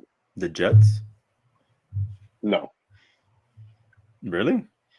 If Patrick Mahomes had Garrett Wilson would have 2,000 receiving yards this season. But he has Steelers? Travis 'Cause Kelce. Travis Kelce is not – it's not the same Travis Kelce. I don't know if you've watched them play. He was never fast, but holy cow, does he look slow. He's in love. He's eating Jason them Kelce- biscuits. If Jason Kelce lined up at tight end, he might be faster than his brother.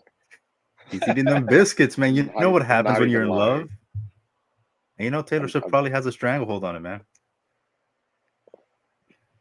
Wait, Jets? New England. Link brings up a valid point on New England. New England might have a worse receiving core. The New England's Steelers. receiving core is Who- god. I don't think Who they are the do Steelers though. receivers? New England? No. No, Steelers. Who are the Steelers receivers? Deontay Johnson and George Pickens. I'll take both of them over any Kansas City receiver. They had Juju. I'm not arguing Juju for Kansas Smith. City. I'll never argue for Kansas City.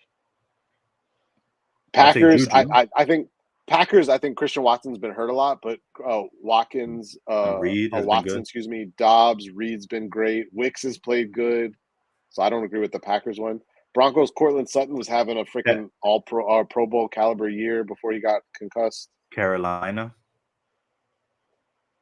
It's Okay, maybe that's one. Yeah. Carolina and New England, those are the two I would. So we've named. So think about that though. There's 32 teams in the league. We've named 3 teams that might have a worse receiving core than the Kansas City Chiefs. Yeah. Fuck them. I I'm mean, glad. It's bad. With that 26-7 being, up here.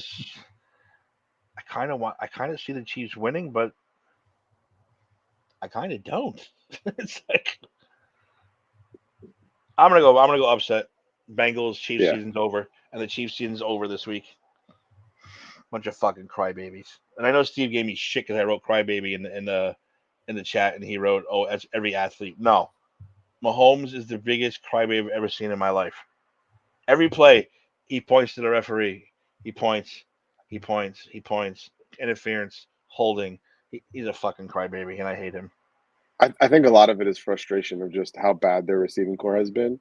Because if you No, watch all him play, like, if you watch him play though, like it really feels like when you watch him, like every snap he's trying to find like a touchdown on that exact play, and like sometimes you just got to live in like, hey, let me just take. That's one thing I give Josh Allen a lot of credit for. Josh Allen, especially in his earlier years, was really like just living and dying by like the home run.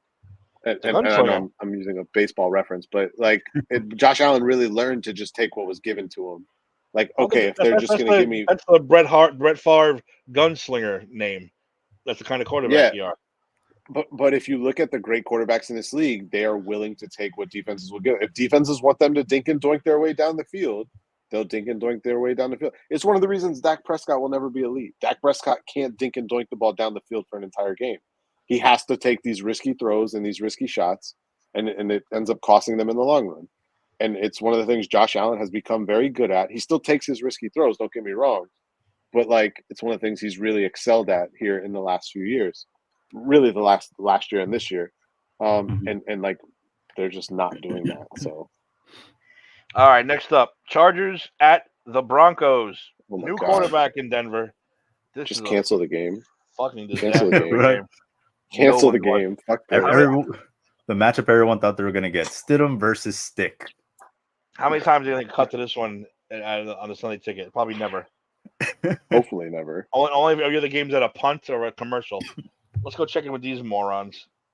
And there's another bunt. Do you know what's sad? I'm going to go Broncos because they're home. That's it. Because it's a 4:30 game, it's going to be on Red Zone a shit ton because there's only 3 fucking games on at that time. You're right. Fuck. That sucks. Let Jim Ross call this. Oh God. You son My of a God. Tom Payton, you son of a bitch. He's going to be talking about Brandon Staley. Why? I'm gonna go God Chargers damn it, on this one. why?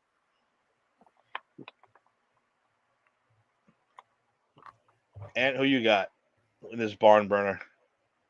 I am going to agree with Mello. I think a QB change like this at this time of year when they're still in playoff contention could actually lose them the locker room. Give me the Chargers, who I don't like at all. Normally, But I would agree with you, but I don't think anyone likes Russell Wilson. I don't think anyone likes the guy. you might be right. That's a very valid point. You might be. They were just 100% winning, right on so it that. was like weird, But weird. I still don't think they like him. I just don't. It seemed like that way the whole year. Like they just didn't accept him for some reason. I don't know.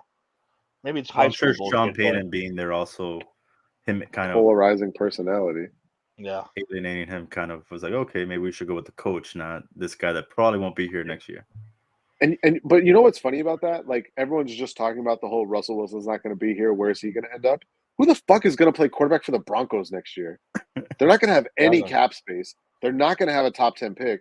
Who's their quarterback next year? Daniel Jones. I'm putting him everywhere. Their dead cap hit is also big. It's like 60 if he gets cut before, and then 50 something after. Like it's a total of 85 million, but depending on how they do it, they can split it up over 2 years. It's like 50 1 year and 30 the next, or 40 and 40 or some crazy shit like that. It's an obscene amount either way. All right, final game, the 8:20 game, and it's a horrible 8:20. They should really maybe flex any one of these games to the 8 o'clock game. You got the They can't. Packers, and we got the Vikings. NFC North teams who are going nowhere. Packers making Mellow. playoffs. What you talking about? Who you liking?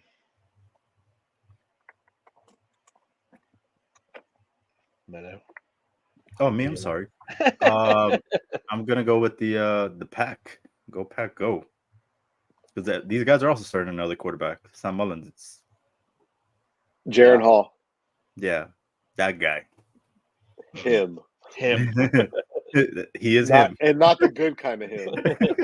Oh, you. That's better. That's better. They're not starting him. They're starting OU. And you like the I Packers will also? I will also be taking the Packers in that one. Clean sweep for the Packers. Ladies and gentlemen, that No, is week- no Monday night game. no Monday night game this week. No, there's no more Monday night games until the wild card round. That Which is makes no crazy. sense. It makes no sense. When Peyton and Eli said it, I was like, what? Why not? But week 17 already is But the gonna be in Monday, the but wraps. the Monday night crew gets the Saturday game. So the game tomorrow night is on ESPN and ABC. It's the Monday night crew. It's Buck and Aikman tomorrow night. Ugh. So Well- why is it on NFL Network? Next week is the last week of the season. Let's just take a quick I look think- at important games. It's not. It's ESPN, ABC. I'm saying I'm surprised because normally it's like any Saturday game is normally NFL. It's because they didn't do a Monday this week. They gave the Monday night crew that game. I think it's just an excuse for ESPN because of how much they pay Buck and Aikman that they just moved them over to that.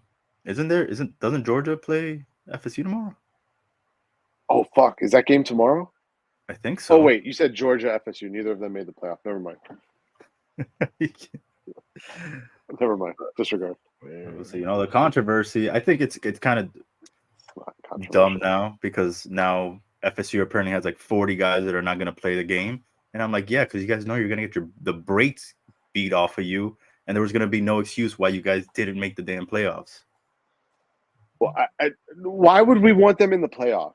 Do you think they would have fared okay against Michigan? No, they were going to get Michigan would have whomped. blown them out by 32.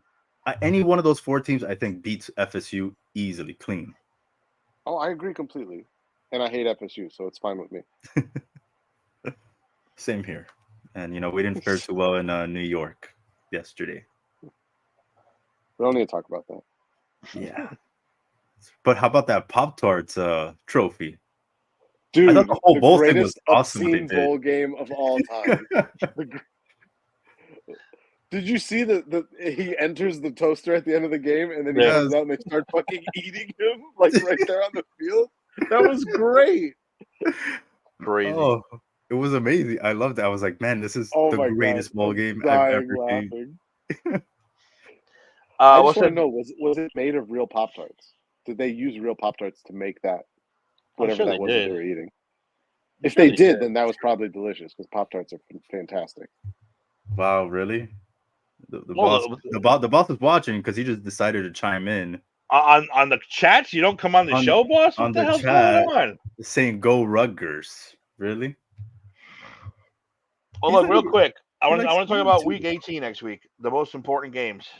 The most important game, obviously, is going to be Buffalo and Miami, without a doubt. Oh, he put it here. Maybe not. No, I Could think mean it will. nothing. It Could will mean be. nothing. Could mean everything. Could mean nothing. It will be. It will be, as Yoda would say. I'm just Wait, hoping the Dolphins win tomorrow, so it doesn't mean as much. So that game could easily get flexed to Sunday night, right? No. Yeah, Yeah, but 'cause they have there's to no- announce it. I was gonna say, Every- aren't they all to be Yeah, determined? It's all TBD. Every Yeah. game next week is TBD. They Remember have that to the announce it, I think, to Sunday or Monday.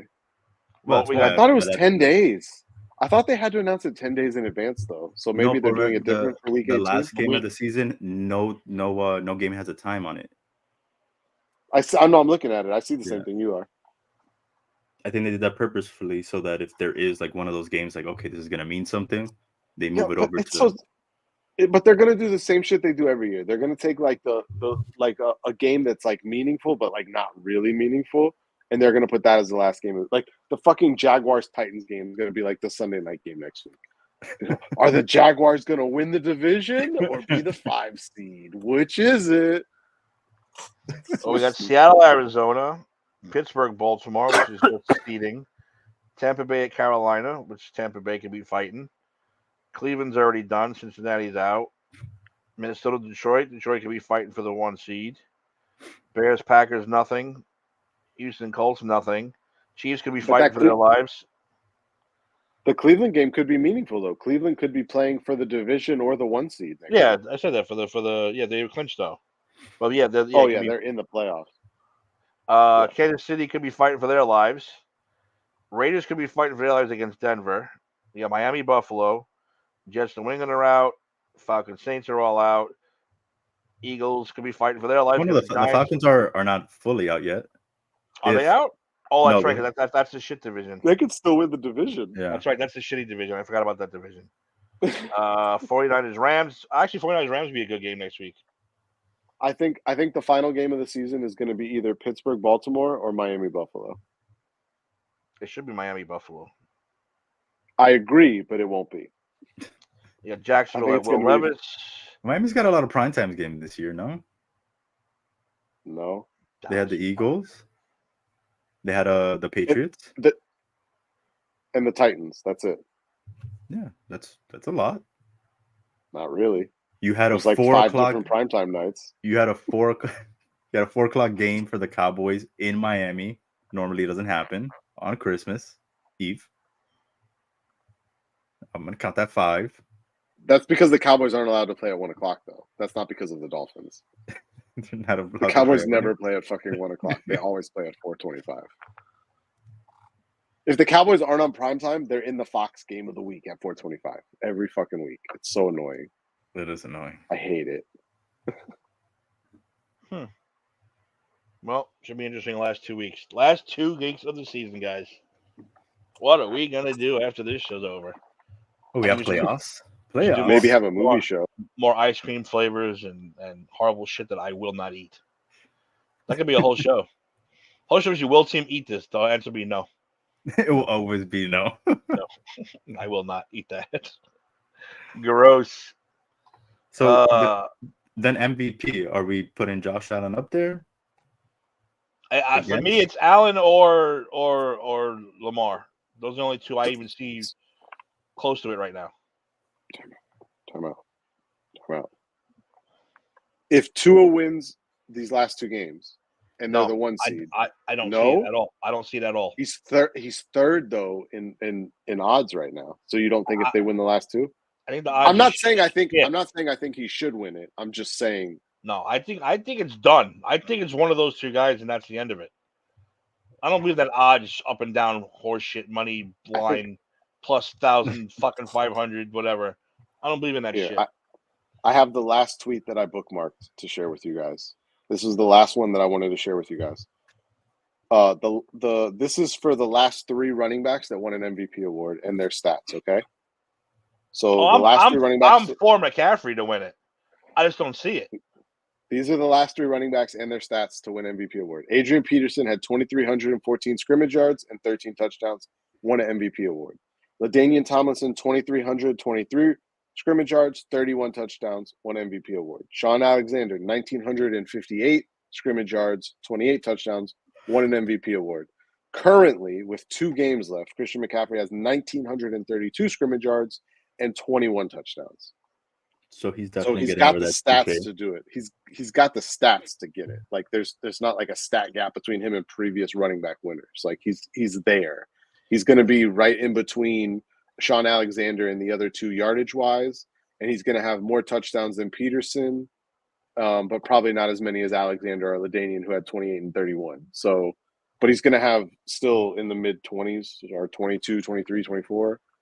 So like him winning MVP is not out of the realm of possibilities right now, and I personally think he should win it. I think so too. But I just think they're going to go fucking Lamar and quarterback. It's what they I agree do. with Tim.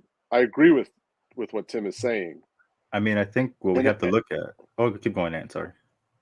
If Baltimore beats Miami on Sunday, I think that Week 18 no longer matters for the MVP conversation. I think Lamar wins it at that point.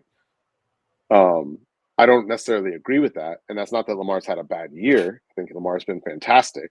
I know some people are like, well, his stats aren't as good as so-and-so's. I'm like, if you've watched any game of them playing and watched them play football, it's understandable that he would win it. Like, it's not crazy or anything like that. But no, I in my opinion, the most valuable player to any team in this league this year has been Christian McCaffrey. No, If I'll Christian agree. McCaffrey doesn't play, I don't think the Niners are a 1 seed, period. I think with Lamar, he's playing a different style this year. It's not just him running the ball all the entire time. He's actually staying in the pocket, throwing, and then whenever they do have to run it, he's giving it to Gus Edwards to run, into the end zone, and that's why a lot of his touchdowns aren't like when he won his first MVP that he had. I think 41 touchdowns. He was rushing a lot of those. Where now, you have Gus Edwards, and it's keeping him healthy, which is smart. So I think that has to also be taken into account with Lamar Jackson. He's playing a lot smarter. He's healthy. He's playing it every single game so far. I know, Timmy, that was always a knock on him, no? That he was fragile, that he would always go down. He'd miss some games. But like you said, though, why was he hurt every year? He Because he was running. He was running every year. That style is good in your 20s, early 20s. You got to change that. Michael Vick didn't learn. Randall Cunningham didn't learn. All those guys who ran didn't fucking learn that you can't play that style your entire career. You're going to get killed. He finally maybe learned that shit. Use the legs when you have to. Josh Allen doesn't run just to run. He runs because he has to fucking run. It's a huge difference. I think of all the quarterbacks in the NFL that scramble, Josh Allen by far is the most intelligent with the when and where and how he scrambles. And I don't think it's even quite. He scrambles like when he's been in the pocket for 5 seconds and is about to get sacked. Then he's like, okay, going to evade this guy, going to evade that guy, and gain 8 yards. Like, his scrambling is outrageous. With Lamar, he had 36 passing touchdowns and 7 rushing touchdowns the year he won MVP. So 43 total touchdowns. This year, he only has 24 currently. 24 currently. He has 19 passing and 5 rushing. So it's very different statistically. But he's also having arguably the best passing season of his career. It's the most pass attempts he's ever had. It's the highest completion percentage he's ever had. It's not the highest yards per attempt he's ever had because technically he had more his MVP season.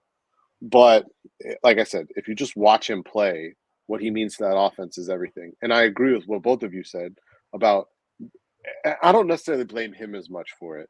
Lamar has long said, and if you even go back and watching his Louisville tapes and when he played at Louisville, he could stay in the pocket and throw the ball, and he would scramble more when out of necessity or out of design.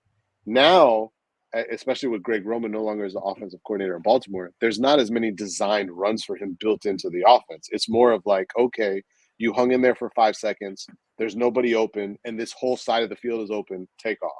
Mm-hmm. And so the rushing stats are less, but the efficiency, all the efficiency numbers are through the roof. He's been incredible. So, and like you said, he stayed healthy, and that's the biggest thing. And considering how many running backs, J.K. Dobbins, starting running back, start the season, tore his Achilles, out for the year. Keaton Mitchell, rookie who comes on strong, looks really good, blows out his knee. He's out for the year now. And then they're back to Gus Edwards and Justice Hill, who I feel like every year a Baltimore Ravens season is going to end with Gus Edwards and Justice Hill like it does every year. And they both look, good as a combo back there with Lamar. So, yeah, I don't have a problem with him winning it. If he wins it, like, cool. No issues there. I still think it should be McCaffrey, though. I mean, yeah, that's the only argument I'll hear right there is if the Bills win these last 2 games and are the AFC East champions, then give it to Josh Allen, 100%. Over McCaffrey, even though you like him. I think McCaffrey deserves it also. I would say McCaffrey deserves it over everyone as of this point in time, before the rest of Week 17 and Week 18 play out. If it was up to me right this second, Christian McCaffrey's MVP, period. I don't have any second thoughts about it. I agree, 100%. I know Dave doesn't. Well, I'm just gonna say that I said this in the chat. Like, most valuable players, person that if you take them out, your team's gonna be bad. So I think if worse. Sorry, you're worse. You're right. if Brock Purdy has a bad game, they're not winning. So Christian McCaffrey had a good game and they still didn't win. So I think, just shows that Brock Purdy is very valuable to that Sam team. Darnold scored as many points on one drive as Brock Purdy did the rest of that game against the Ravens defense last week, just in case you were wondering. I'm aware. Oh, But that was in garbage time. So wouldn't that be the definition of garbage time? They were down 2 scores with 5 minutes left and all 3 timeouts. They could have easily fought back in the game. yeah, I wouldn't say easily. If their MVP caliber quarterback was, couldn't go back in even though he was medically cleared, what's the problem? Mm-hmm. Why go out there and hurt him? You still have 2 more games. You're still in first place. Because you haven't clinched first place. You're actually tied record-wise now with 2 different teams. You're in a position now at San There's Francisco. still 2 more games to play. So you know what? Play the long game. But you can't lose either one of those games now. Whereas if you win that Baltimore game, you could still lose another game and you're fine. Yeah, but they're playing Washington next. Right, and then they play the Rams, who as we all have talked about, are scorching hot right now and look really good. The Rams' only loss over the last several weeks is against the Ravens, who just manhandled the Niners. Keep them healthy for the playoffs. That's what matters. Keep them healthy for the playoffs. Yeah, And with not that if they're being on the road. and He's with that going to being Vegas. said, with that being said, this is for you, Dave. Rat attacks pigeon and oh my god. Okay, one of the biggest trends on Facebook Ah. and Reddit today, heartbroken, watching this rat trying to kill this pigeon. You can see how innocent the rat. You could feel the vibe from the rat. This is not Who's a sitting nice there recording rat. this? Who's this fucking yuppie bitch making a big deal? Just shut up with the commentary. Where's I the goddamn footage? apologize for Tim. No, she's like, shut I up. I don't want know. to see the fight. I don't know if that's PG. I don't care. Oh, here's Pizza Rat. Remember Pizza Rat? No. This is what we got going on, guys. Pizza Rat, baby. Yeah.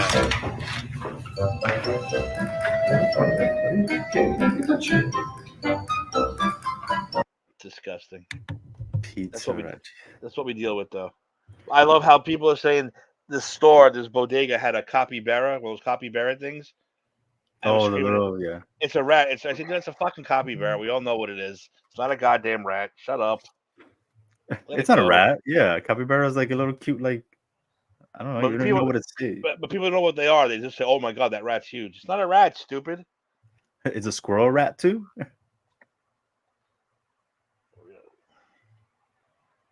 I could say a squirrel's a forest rat. I know. I saw what you wrote to Steve. He's right. Steve's watching, but he can't come in. It's not nice. Steve, you missed a hell of a show, man. We talked about wrestling, discussing ice creams, foods, Hulk Hogan's beach shop, and we talked about everything tonight. He knew we were going to go over 3 hours, and he's like, I can't Yeah. do it. It's exactly what it was. He's like, they're definitely gonna be on until the next day. I'm not trying to be there that long again. Come on. We're here for you, man. We're here for you. Yeah, and wasn't here last week for the Christmas extravaganza, so he was out being. Oh, how was New York? So we felt like we missed a lot of things, but I was talking to Tim about this earlier. But in hindsight, looking back on it and thinking about all the things we did, we actually did a lot of stuff. Like we saw a lot of different things. There's still a lot of stuff we didn't do or didn't see, but that's because even though New York by a map is not that big, it's fucking hard to get around there. Especially No, during we had a good Christmas time. The weather was great, in my opinion. I mean, it was what I expected for New York in December. It was cold. It was overcast the last 2 days, but it didn't really rain like at all. I think it rained like a little bit one day. Dude, we're in the 50s. The 50s right now.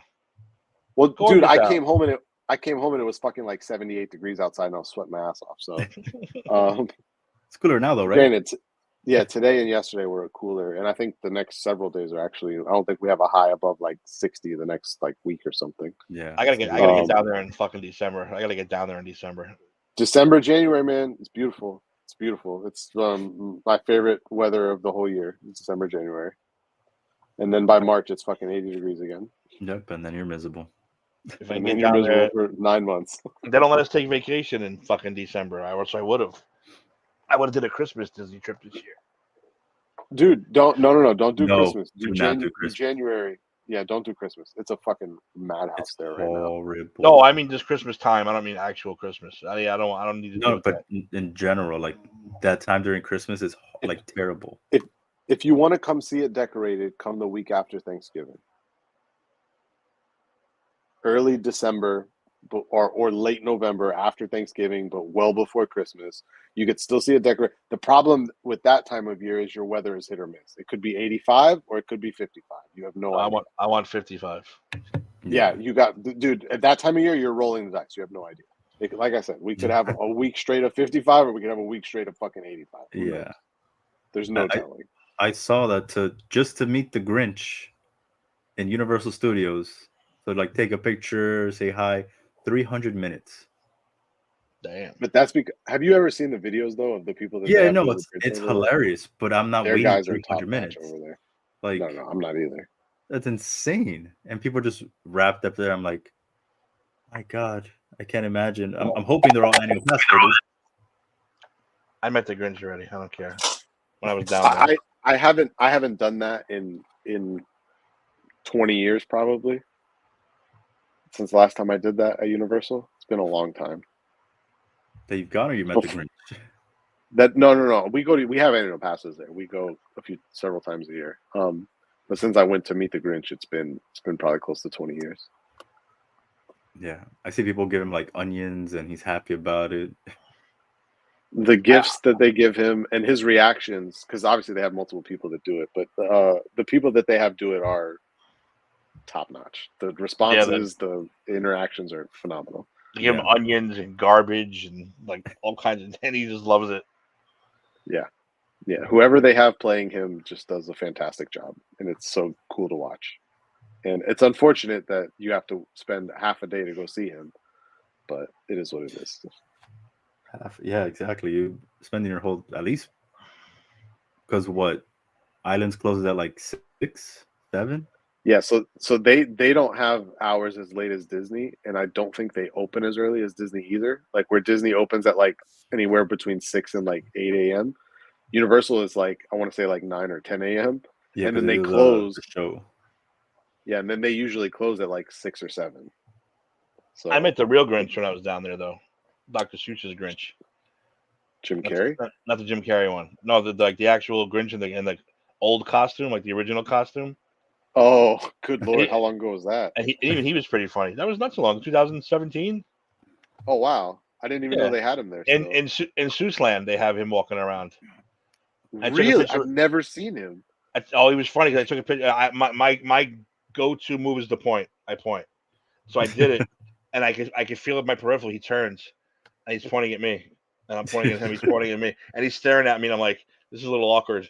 Where he's like, he was great though. He was just as funny. But that's a great photo though. That's a great photo. I was trying to find it. I thought I had it here somewhere. It was me, the Grinch, my son, and Thing 1 or Thing 2 or one of those fucking creatures walking around. One of the things. One of those things. But I can't find it now. I don't have it in here. I see us and Sideshow Bob. Us and Barney. Sideshow Bob. So, and you're a Universal and Disney annual pass? And SeaWorld. And SeaWorld. Damn. And we had Legoland up until like May of this year, and we let those lapse. Legoland kind of sucks though. Yeah, I went like when it first opened. I was like, yeah, you know what? No, I'm not the biggest Legoland fan. Probably hasn't at all since you went, honestly. Yeah, I'm not even kidding. And then SeaWorld. SeaWorld's legit. I went a couple years ago. I think this was 2021. For the like seafood something festival, like in February or March. Uh-huh. And that thing was awesome because it's like you just get like the little lanyard thing, and you go boom, you get drinks, food. Oh, I'm like, bro, this is amazing. Dude, they do one for the holiday season, and so my sister-in-law and her family came up at the beginning of December, and we went. Dude, it's the controversial take here. the best annual pass in terms of bang for your buck is SeaWorld, and it's not close. The SeaWorld annual pass for what you get out of it, and it's the best price. It's like a third of the price of what fucking Disney costs now, and I want to say it's like half the price of fucking Universal. Okay. And they have good rides too. If you like roller coasters, their roller coasters are great. Yeah, they're adding more. I saw that the standing one. Oh, look. It's perfect. That's great. Sam I Am too. Yeah, but he was great in the costume. He was great in the costume because I did the point, and he did a real slow turn, and just went. I was like, "Oh, okay." Awesome. That was good. I haven't been to SeaWorld in a long time. It's really good. I'm not gonna lie. It's not. It doesn't have the same like. So like Disney, when you go to Disney, Disney's very clean. SeaWorld doesn't keep it as clean as Disney does, but in terms of the rides and the food and just the things to do for the day, it's and the crowds are usually a lot less. Like there's a ton of times we go and like the wait times for some of the roller coasters is like fucking 5-10 minutes. You would have thought SeaWorld Oh, become walking number to one. it. All those roller coasters. Exactly. Oh, they have some killer roller coasters at SeaWorld. I went on the last time we went, I went on the surf one where you stand That's the up. one, yeah. I How was went that on one? it. It's weird, man, but it's cool. Like I liked it. It's weird though, because so It you feels- stand up, but there is technically it's not a seat, but there's like a thing between your legs to like you can sit on it. It's just not comfortable. But there's like parts of the ride where like you come off, like your feet come up, like you can't help it. You just get hang time and your feet come up. And it's a weird feeling because you're standing. Like it's kind of weird, but it's fun. I liked it. I'll definitely go on it again. That's so cool. That's like Velocicoaster. When I wrote that and it did like the inverted flip that I got on my feet, I was like, "Whoa, what just happened?" I don't That think is- I've ever yo- gotten off my seat like that. Ever. Velocicoaster, because it only has the lap bar, when that thing flips you around, it legit feels like it's ejecting you from the seat. And then at the last second, you just catches you and you like stay in it. It's That's insane. that's the most extreme coaster I've been on by far. Velocicoaster. It's so much fun though. I love it. What's that one? It's a water flume, and then it goes up Oh, again, and then it's a roller Dudley- coaster. Water flume, and then it's a roller coaster. It Come on, was in Dudley Sea- Do Right. No, it's SeaWorld. It was SeaWorld. not. It was like Atlantis? Atlantis. Is it Atlantis. Atlantis? Atlantis. It's still It there. was funny because I'm not a roller coaster guy, and so I talked to my friend. Let's go do the water flume. He wasn't a water guy. I'm not a roller coaster guy, so we're doing the water flume when we go down. It was all fun. We were laughing, and then we start going back up. I'm going, why are we going up again? What the hell's going on? And this little British kid turns around and goes, "Oh, this is where it becomes a roller coaster." I said, "What? I didn't sign up for no fucking roller coaster." I was like, "I don't want it." I was like, "Get me off this fucking thing. I don't like roller coasters." And then when it was right, though, it was fine. It was fun. But I scared the shit of this poor little British kid. Little Pip. I screamed in his face. Little I was Timmy. like, "What?" I was like, "What? I didn't sign up for that. I wanted a water flume." Oh my goodness. Yeah, I don't do roller coasters well. Outdoor ones, I should say. Indoor ones, I'll do them all day. the Outdoor, I'm Mummy? not a big fan. Yeah, I love the Mummy. Mummy's Al awesome. Smith, the Mummy. You should go on Tron at Magic Kingdom. Too, The Tron too one. fat. Too fat for Tron. They have seats. Well, instead of They have, I like- want to ride the bike. I don't want to sit in the seat. I get it. It's a very short ride, but it Then is you- fun. Because then you're the fatty in the seat instead of the guy riding the light cycle. You know, it's kind of weird. But It's like honestly, Hagrid's. because like Hagrid love can't fit in Hagrid. his ride. Well, Hagrid has like the bike, and then you have like the little seat. I will Little- not sit in the sidecar. I am not a sidecar The guy. I'm sidecar. sorry. I am not but Robin. the sidecar, the motorcycle is definitely the better ride on that one. But the sidecar is not bad on that. Yeah, it's I've not. done both several times. yeah, I love it's that fun. ride. So much fun. I'm not It gonna lie to you. The first time I rode that, where the track drops, I almost died. I was like, "What the fuck is I going was on?" not expecting that at all. Oh no, me neither. That's why I figured it was just gonna shoot us back out. And then the track drops. I was so scared. It was fun though. I before I went down, I followed a guy. He fat tested all the rides. That's why. And his thing for Hagrid was Hagrid could not fit on his own ride. Stay away from Hagrid if you're a fat guy. I was like, all right, I guess I'm not going on Hagrid. heck? He's not wrong. He's I not didn't, go to, wrong. I didn't go to Universal anyway, so I got on I had a everything time- except for Guardians. That's the only thing I didn't get on was Guardians. Guardians is awesome. Have you I had a haven't chance done to do that it, Mello? I haven't done it yet. So much fun. So like now you have to so do it's it a with roller the. coaster. You have to like reserve it, no? Like, and I don't really know. I'm not that. Yeah, you have to get the savvy. virtual pass. So So you do it I think it's at the beginning of the day.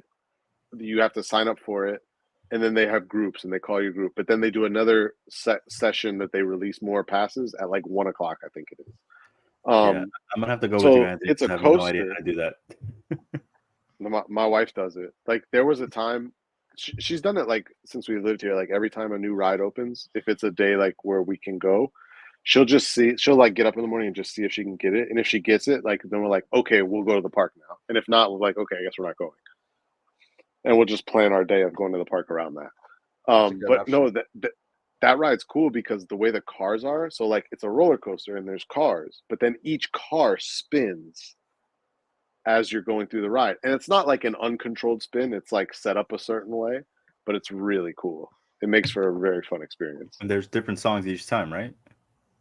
Yeah, I think it's like 5 or 6 different songs. Supposedly they had different songs for Christmas, but we didn't go. We haven't been in probably a little over a month. I think the last time we went was November.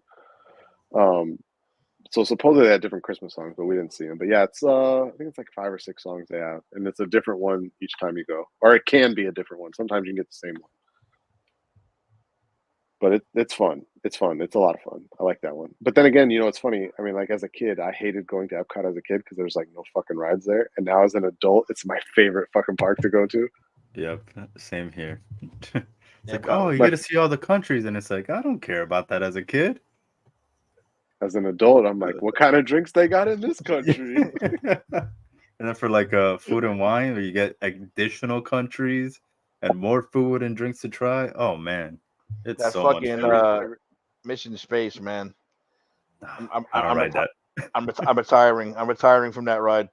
Yeah, no. The souped up version, it got me last time we went. It got me pretty good. It got me because I said it never got me before, and I used to have to go on by myself because the wife wouldn't do it. So it's me and 3 strangers. Hey guys, how you doing? Hey, what's up? Me, I'm the new member of your family because I'm doing this ride with you. Then this time, and I'm trying to hype down it because of my kid. He gets nervous on everything. So I'm like, I said it's claustrophobic. It's gonna come back right to here. Don't be afraid. They're gonna blow nice cold air in your face so you don't get all crazy. But as soon as we took off, I went, oh no. Like I felt my body going, you ain't doing this again. I was like, oh shit. And then I remember when the doors opened up, I had to sit there for a minute and go, am I gonna throw up? No, I'm not gonna throw up, but I'm definitely dizzy. I'm definitely walked up to like walking a little sideways. I was like, all right, I think I'm retired. I think I did that ride for the last time. I hated that ride when I first rode it. I'm not a big on the spinny things. I loved it. I loved it. It's just like I said. Now I'm like, I think my body said, no, you enjoyed it. You're done. Take care. You're quitting this one unless you take fucking Dramamine every time you want to go. Down here, like for like whenever they'll do like a fair every like year for like a couple weeks, and there was always the spaceship that they would call a Gravitron, and it's that ride. You literally go in, you go against the walls, and it's just spinning uncontrollably. I remember riding that for the first time, and I was like, "Oh my god!" I got out, I threw up. But you see, I would never do that in a million years. But in Gravitron? Mission Space, you don't know that you're spinning. You No, feel like you're fucking taking off into space. No, I feel like I'm spinning. When I rode that ride for the first time, I was like, I'm never riding this again. I got out there and I was like, my day might be ruined for the next like hour and a half because I just feel like utter garbage. I posted the video. I wrote, Mission Space was a success, but I'm never riding that ride ever again. I was like, no way. And we walked on that ride. We could have did that ride 5 times in a row. I was like, nope, I ain't doing that shit again. I think I'm officially quitting. So Mission Space, if you go on the more extreme side, that mechanism for the ride is like an actual NASA flight simulator that they use. Yeah. Like it's a legit one. You experience serious G-force on that. I told my kid going on, I was like, you are perfectly allowed to curse on this ride. And the first thing he did when we were taking off, he goes, fuck! I was like, go ahead, scream away. I don't mind. I guess Get it's it good out I of your become an system. astronaut. Yeah, no, definitely not. Definitely not Yeah, an no, astronaut. the G force on that one is wild. At It's least I you don't think fun I've get ever though. done to, the mild one. No, I never did it. I've done it. It's a lesser, like it's the same general setup. It just spins, but the spinning is not as like when you do the extreme side. Like Tim said, it doesn't feel like you're spinning. You just feel the G force, and it feels like you're moving like upward. And with the other one, it doesn't feel like that at all. It's very different. No, when you're landing on Mars, I was like, please God, let this end. Let it end. Let this Let this ride end. I can't do it no more. I don't want to throw up in here. No, so, yeah, so throwing up in there is a mess. I can't imagine. so Dave, you don't like the Gravitron? Or I mean, I haven't been to a carnival in fucking forever, but you didn't like the Gravitron as a kid? I rode it once and I was like, I'm done after riding. I Oh think my I'm lying. I God. might have ridden it like two more times just based off like peer pressure. But I hated it every time. I knew I was gonna feel like garbage getting off of Did it. you ever ride it and spin upside down? I did not because I hated this ride. So And then they Tim, took it off the fairs because the kid died on it. really? How? So what Did you get happened was, ejected? yes, it was spinning so much. The door, this is the fair, so they built these things like within days, Yeah. if that, or in the They're same made day. out of the same tissue as Matthew Stafford's spine. Exactly, and it just collapsed, and the thing just shot the kid off, and kid died. And they never brought it back to the youth fair for like a while. I don't know if they brought it back now, but for years it wasn't there anymore. Oh yeah, I was the kid that used to go on that, and then so it just spins really fast, but because of how fast it spins, it pins you back to the wall. Because all it is like a wall you just like lay up against, and it's angled a little bit backwards. But it spins so fast you can't move. But what we would do as kids is if you spin yourself, you can literally be laying on the wall upside down, and because I it's saw that. spinning you so fast, you won't fall. You'll just stay there. So we used to do it all the time as kids. Me and a bunch of my friends would get on it, and then we just get on. And as soon as it got fast enough, you would just spin yourself around, and you'd be on it upside down. The thing is, though, is you better make sure that you spin yourself back around before it stops, or else 'Cause- you're falling on your head. Yeah. And depending on who you had operating the ride, because the operating system for the ride was in the middle of the ride. So like, and they're stationary. They don't spin. The rest of the ride spins. So they can see you, but you're spinning around them and they're sitting still. So like, depending on who you had there, some of them would yell at you if you spun around. They'd be like, "Hey, get back up! Don't do that!" Da, da, da. But other ones just didn't give a fuck because they're fucking carnies and they could care less. Pretty much. Yeah, exactly. I mean, that's how most of the carnival rides were. You either got the new guy who took his job way too seriously, or you got the guy who's done it for a while who could care less if you died. Yeah. We're insured. I don't care. See you later. Or we're that. not insured and we're just gonna pack up and move to a different town. Either way. That's true. Yeah, I don't do rides where they were just built the same day. I can't. That's to me. That's like dumb ways to die. I think on TikTok. It's like I can't do it. Exactly what it is. I always say, people always ask me how come we don't do stuff. I say because there's already a million ways to die. I'm not going to add on unnecessary ones throughout my lifetime, throughout my day. Yeah, as a kid, I loved carnivals. As an adult now, I refuse to go to them. Yeah, Go just for food. That's the only reason I go now to a carnival. Nope, I'll just go to Epcot. I'm good. Okay, well, you have Epcot. I do not. Well, So that's it's your like fault, not mine. Santa's You Enchanted live in Forest? like the second most expensive place in the world. I don't. I'm like seventh on that list, not second. You're right. I don't know how you afford to live down there. It's so expensive. It gets crazier every day. Dude, it's when before we moved here, I actually had an opportunity to move back home. Comcast, who I was working with at the time, offered me a position to transfer because I was working for them at the time to transfer down there. The same position I was in with them in Nashville, but they didn't offer me any pay raise. No pay raise, no help relocating. Just you move down here, we'll give you a job. And I'm like, I ended up telling them to fuck off and left the company. For what our budget was for a house, we wouldn't have been able to afford a house like a third of the size of the house we live in, and it would have been in a shitty neighborhood. Like, Is It that just worth it? didn't make sense. Yeah, then that was because I would have been working for Comcast in Miami actually.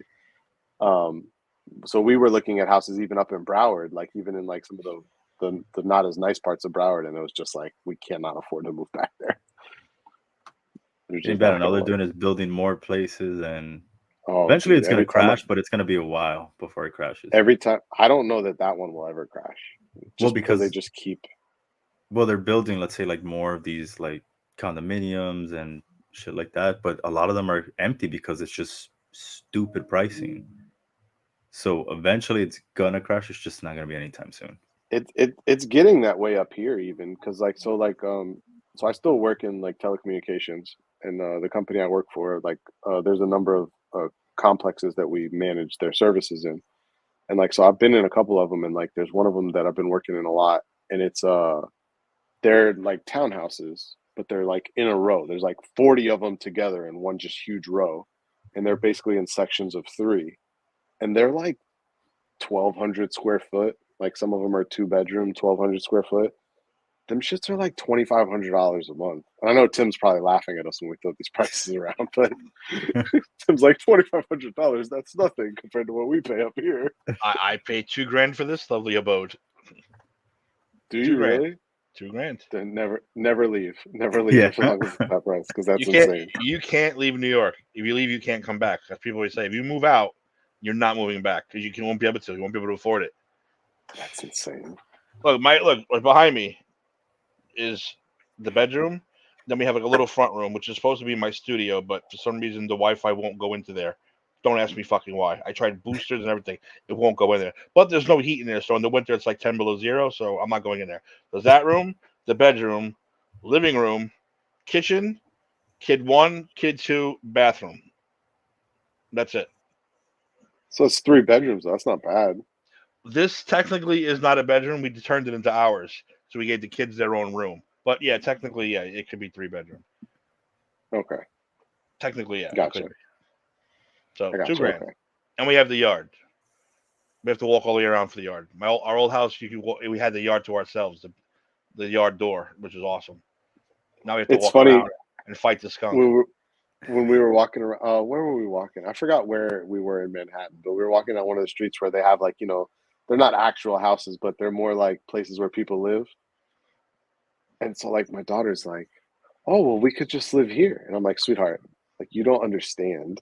Like that those are $1 million condos, and they're probably like 2-bedroom, 1-bathroom, like 1,000 square foot condos. Like This place is built for hipsters who live 42 to a studio. They each have a corner with a curtain covering their little corner of their fucking room that they live in. That's how people afford them. That's all Williamsburg is. Williamsburg is studio apartments where you get 40 guys into one room and they each have a corner with a curtain and a bed behind their curtain. That's how they afford it. That's insane, dude. How do you have $5,000 rent? Well, there's 10 of us. Oh, okay, 10 of you in one fucking studio. Are you kidding me? It's insane. How do you paying $500 for a cot? How do you shit? I like to shit, man. I like to take my time and read or go on my. You can't do that with 10 people in the house.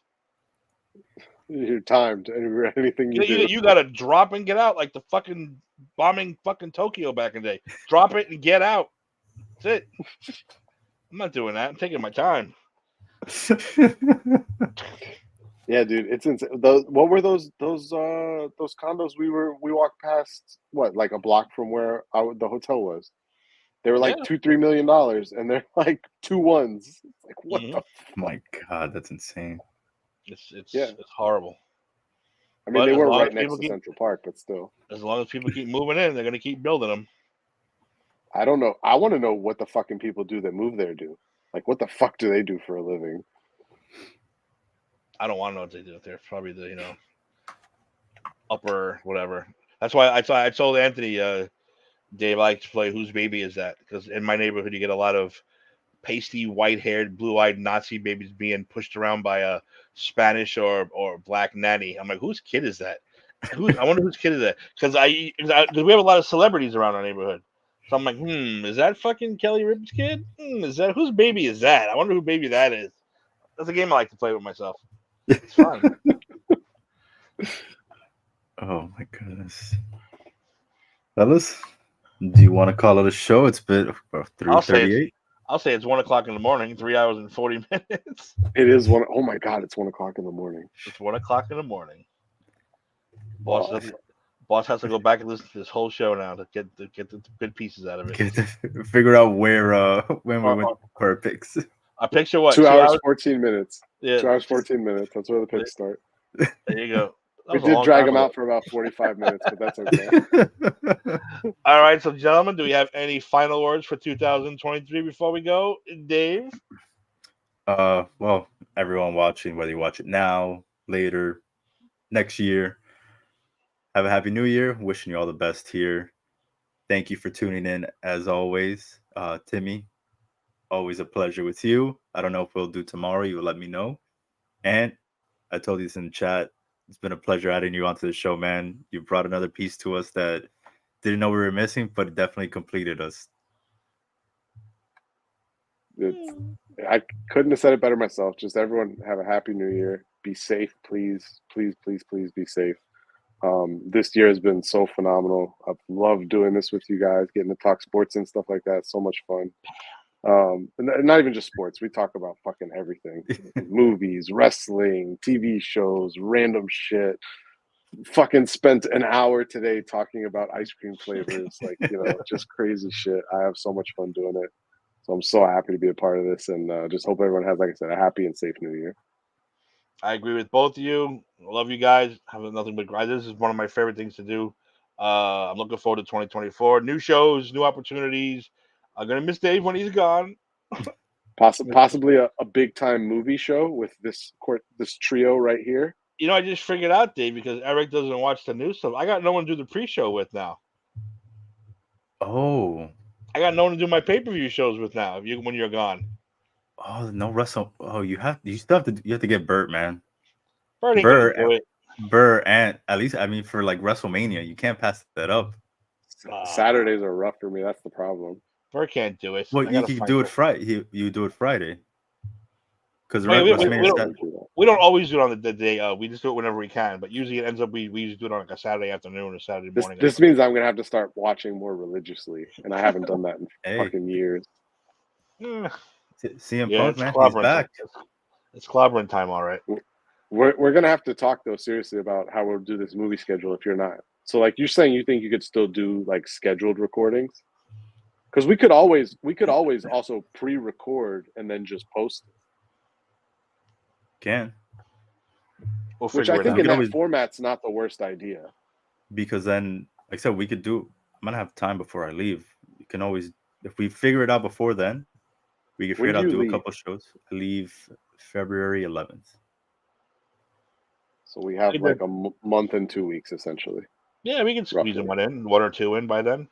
I'm saying if we want to pre-record it, that we record it and then we could post those throughout. You won't be able to do any after that. Like you're like completely none. I don't know. I don't know how the Wi-Fi my Wi-Fi is gonna be. Because I'll have like my laptop and Wi-Fi, but I just don't know how bad it will be. Oh, he's gonna be too busy anyway, fucking fighting off sea monsters and rogue waves and stop it. It's not the. It's not. By the way, my goodness, TikTok lately has taken me onto what is it, the North Sea or whatever. My God, don't do that. Scary ass shit. I'm like, don't do that if you're about to be living at sea. I was like, I don't ever want to go over there. My brother and my sister, they're on a boat right now. I keep getting pictures from them. I'm like, you sons of bitches. Where are you gonna be? Is it what? It's with a cruise line, right? Yes, it's Carnival. Which cruise line is Carnival? Is it like a specific route you're going to be on, or is it going to be just wherever the fuck they need you? So, I was told it could always change, but I'm starting off here for my training from the 11th until the 23rd with one ship. So it's just going to come out of here. And then on the 25th, they fly me. Well, I'm sorry, the 23rd, when I get off, they fly me to Charleston. And then I'm from there for the rest of my contract. But they said that I can fluctuate 6 months. Oh, okay. That's not that bad. So I might get off August 3rd. Are you married? I am not. Do you have a significant other? Uh, All right, we can talk offline. We don't have to talk about it on here. We're still live technically. We can talk about it offline. I mean, at this point, whoever our one viewer is on X, thank you for watching. Son of a bitch. That's right there. All right, yeah, we'll talk offline for that. But yes, thank you everybody for watching. Looking forward to 2024. New shows, hopefully, new people, hopefully. But of course, we'll be back. Me and Eric will be doing Just Too Sweet. I need a new partner now for the pay-per-views. Grannies will be back. Unsportsmanlike will be back. Everything will be back. Thank you very much for joining us, ladies and gentlemen. Have a good night. Have a happy new year. And fuck off. Safe.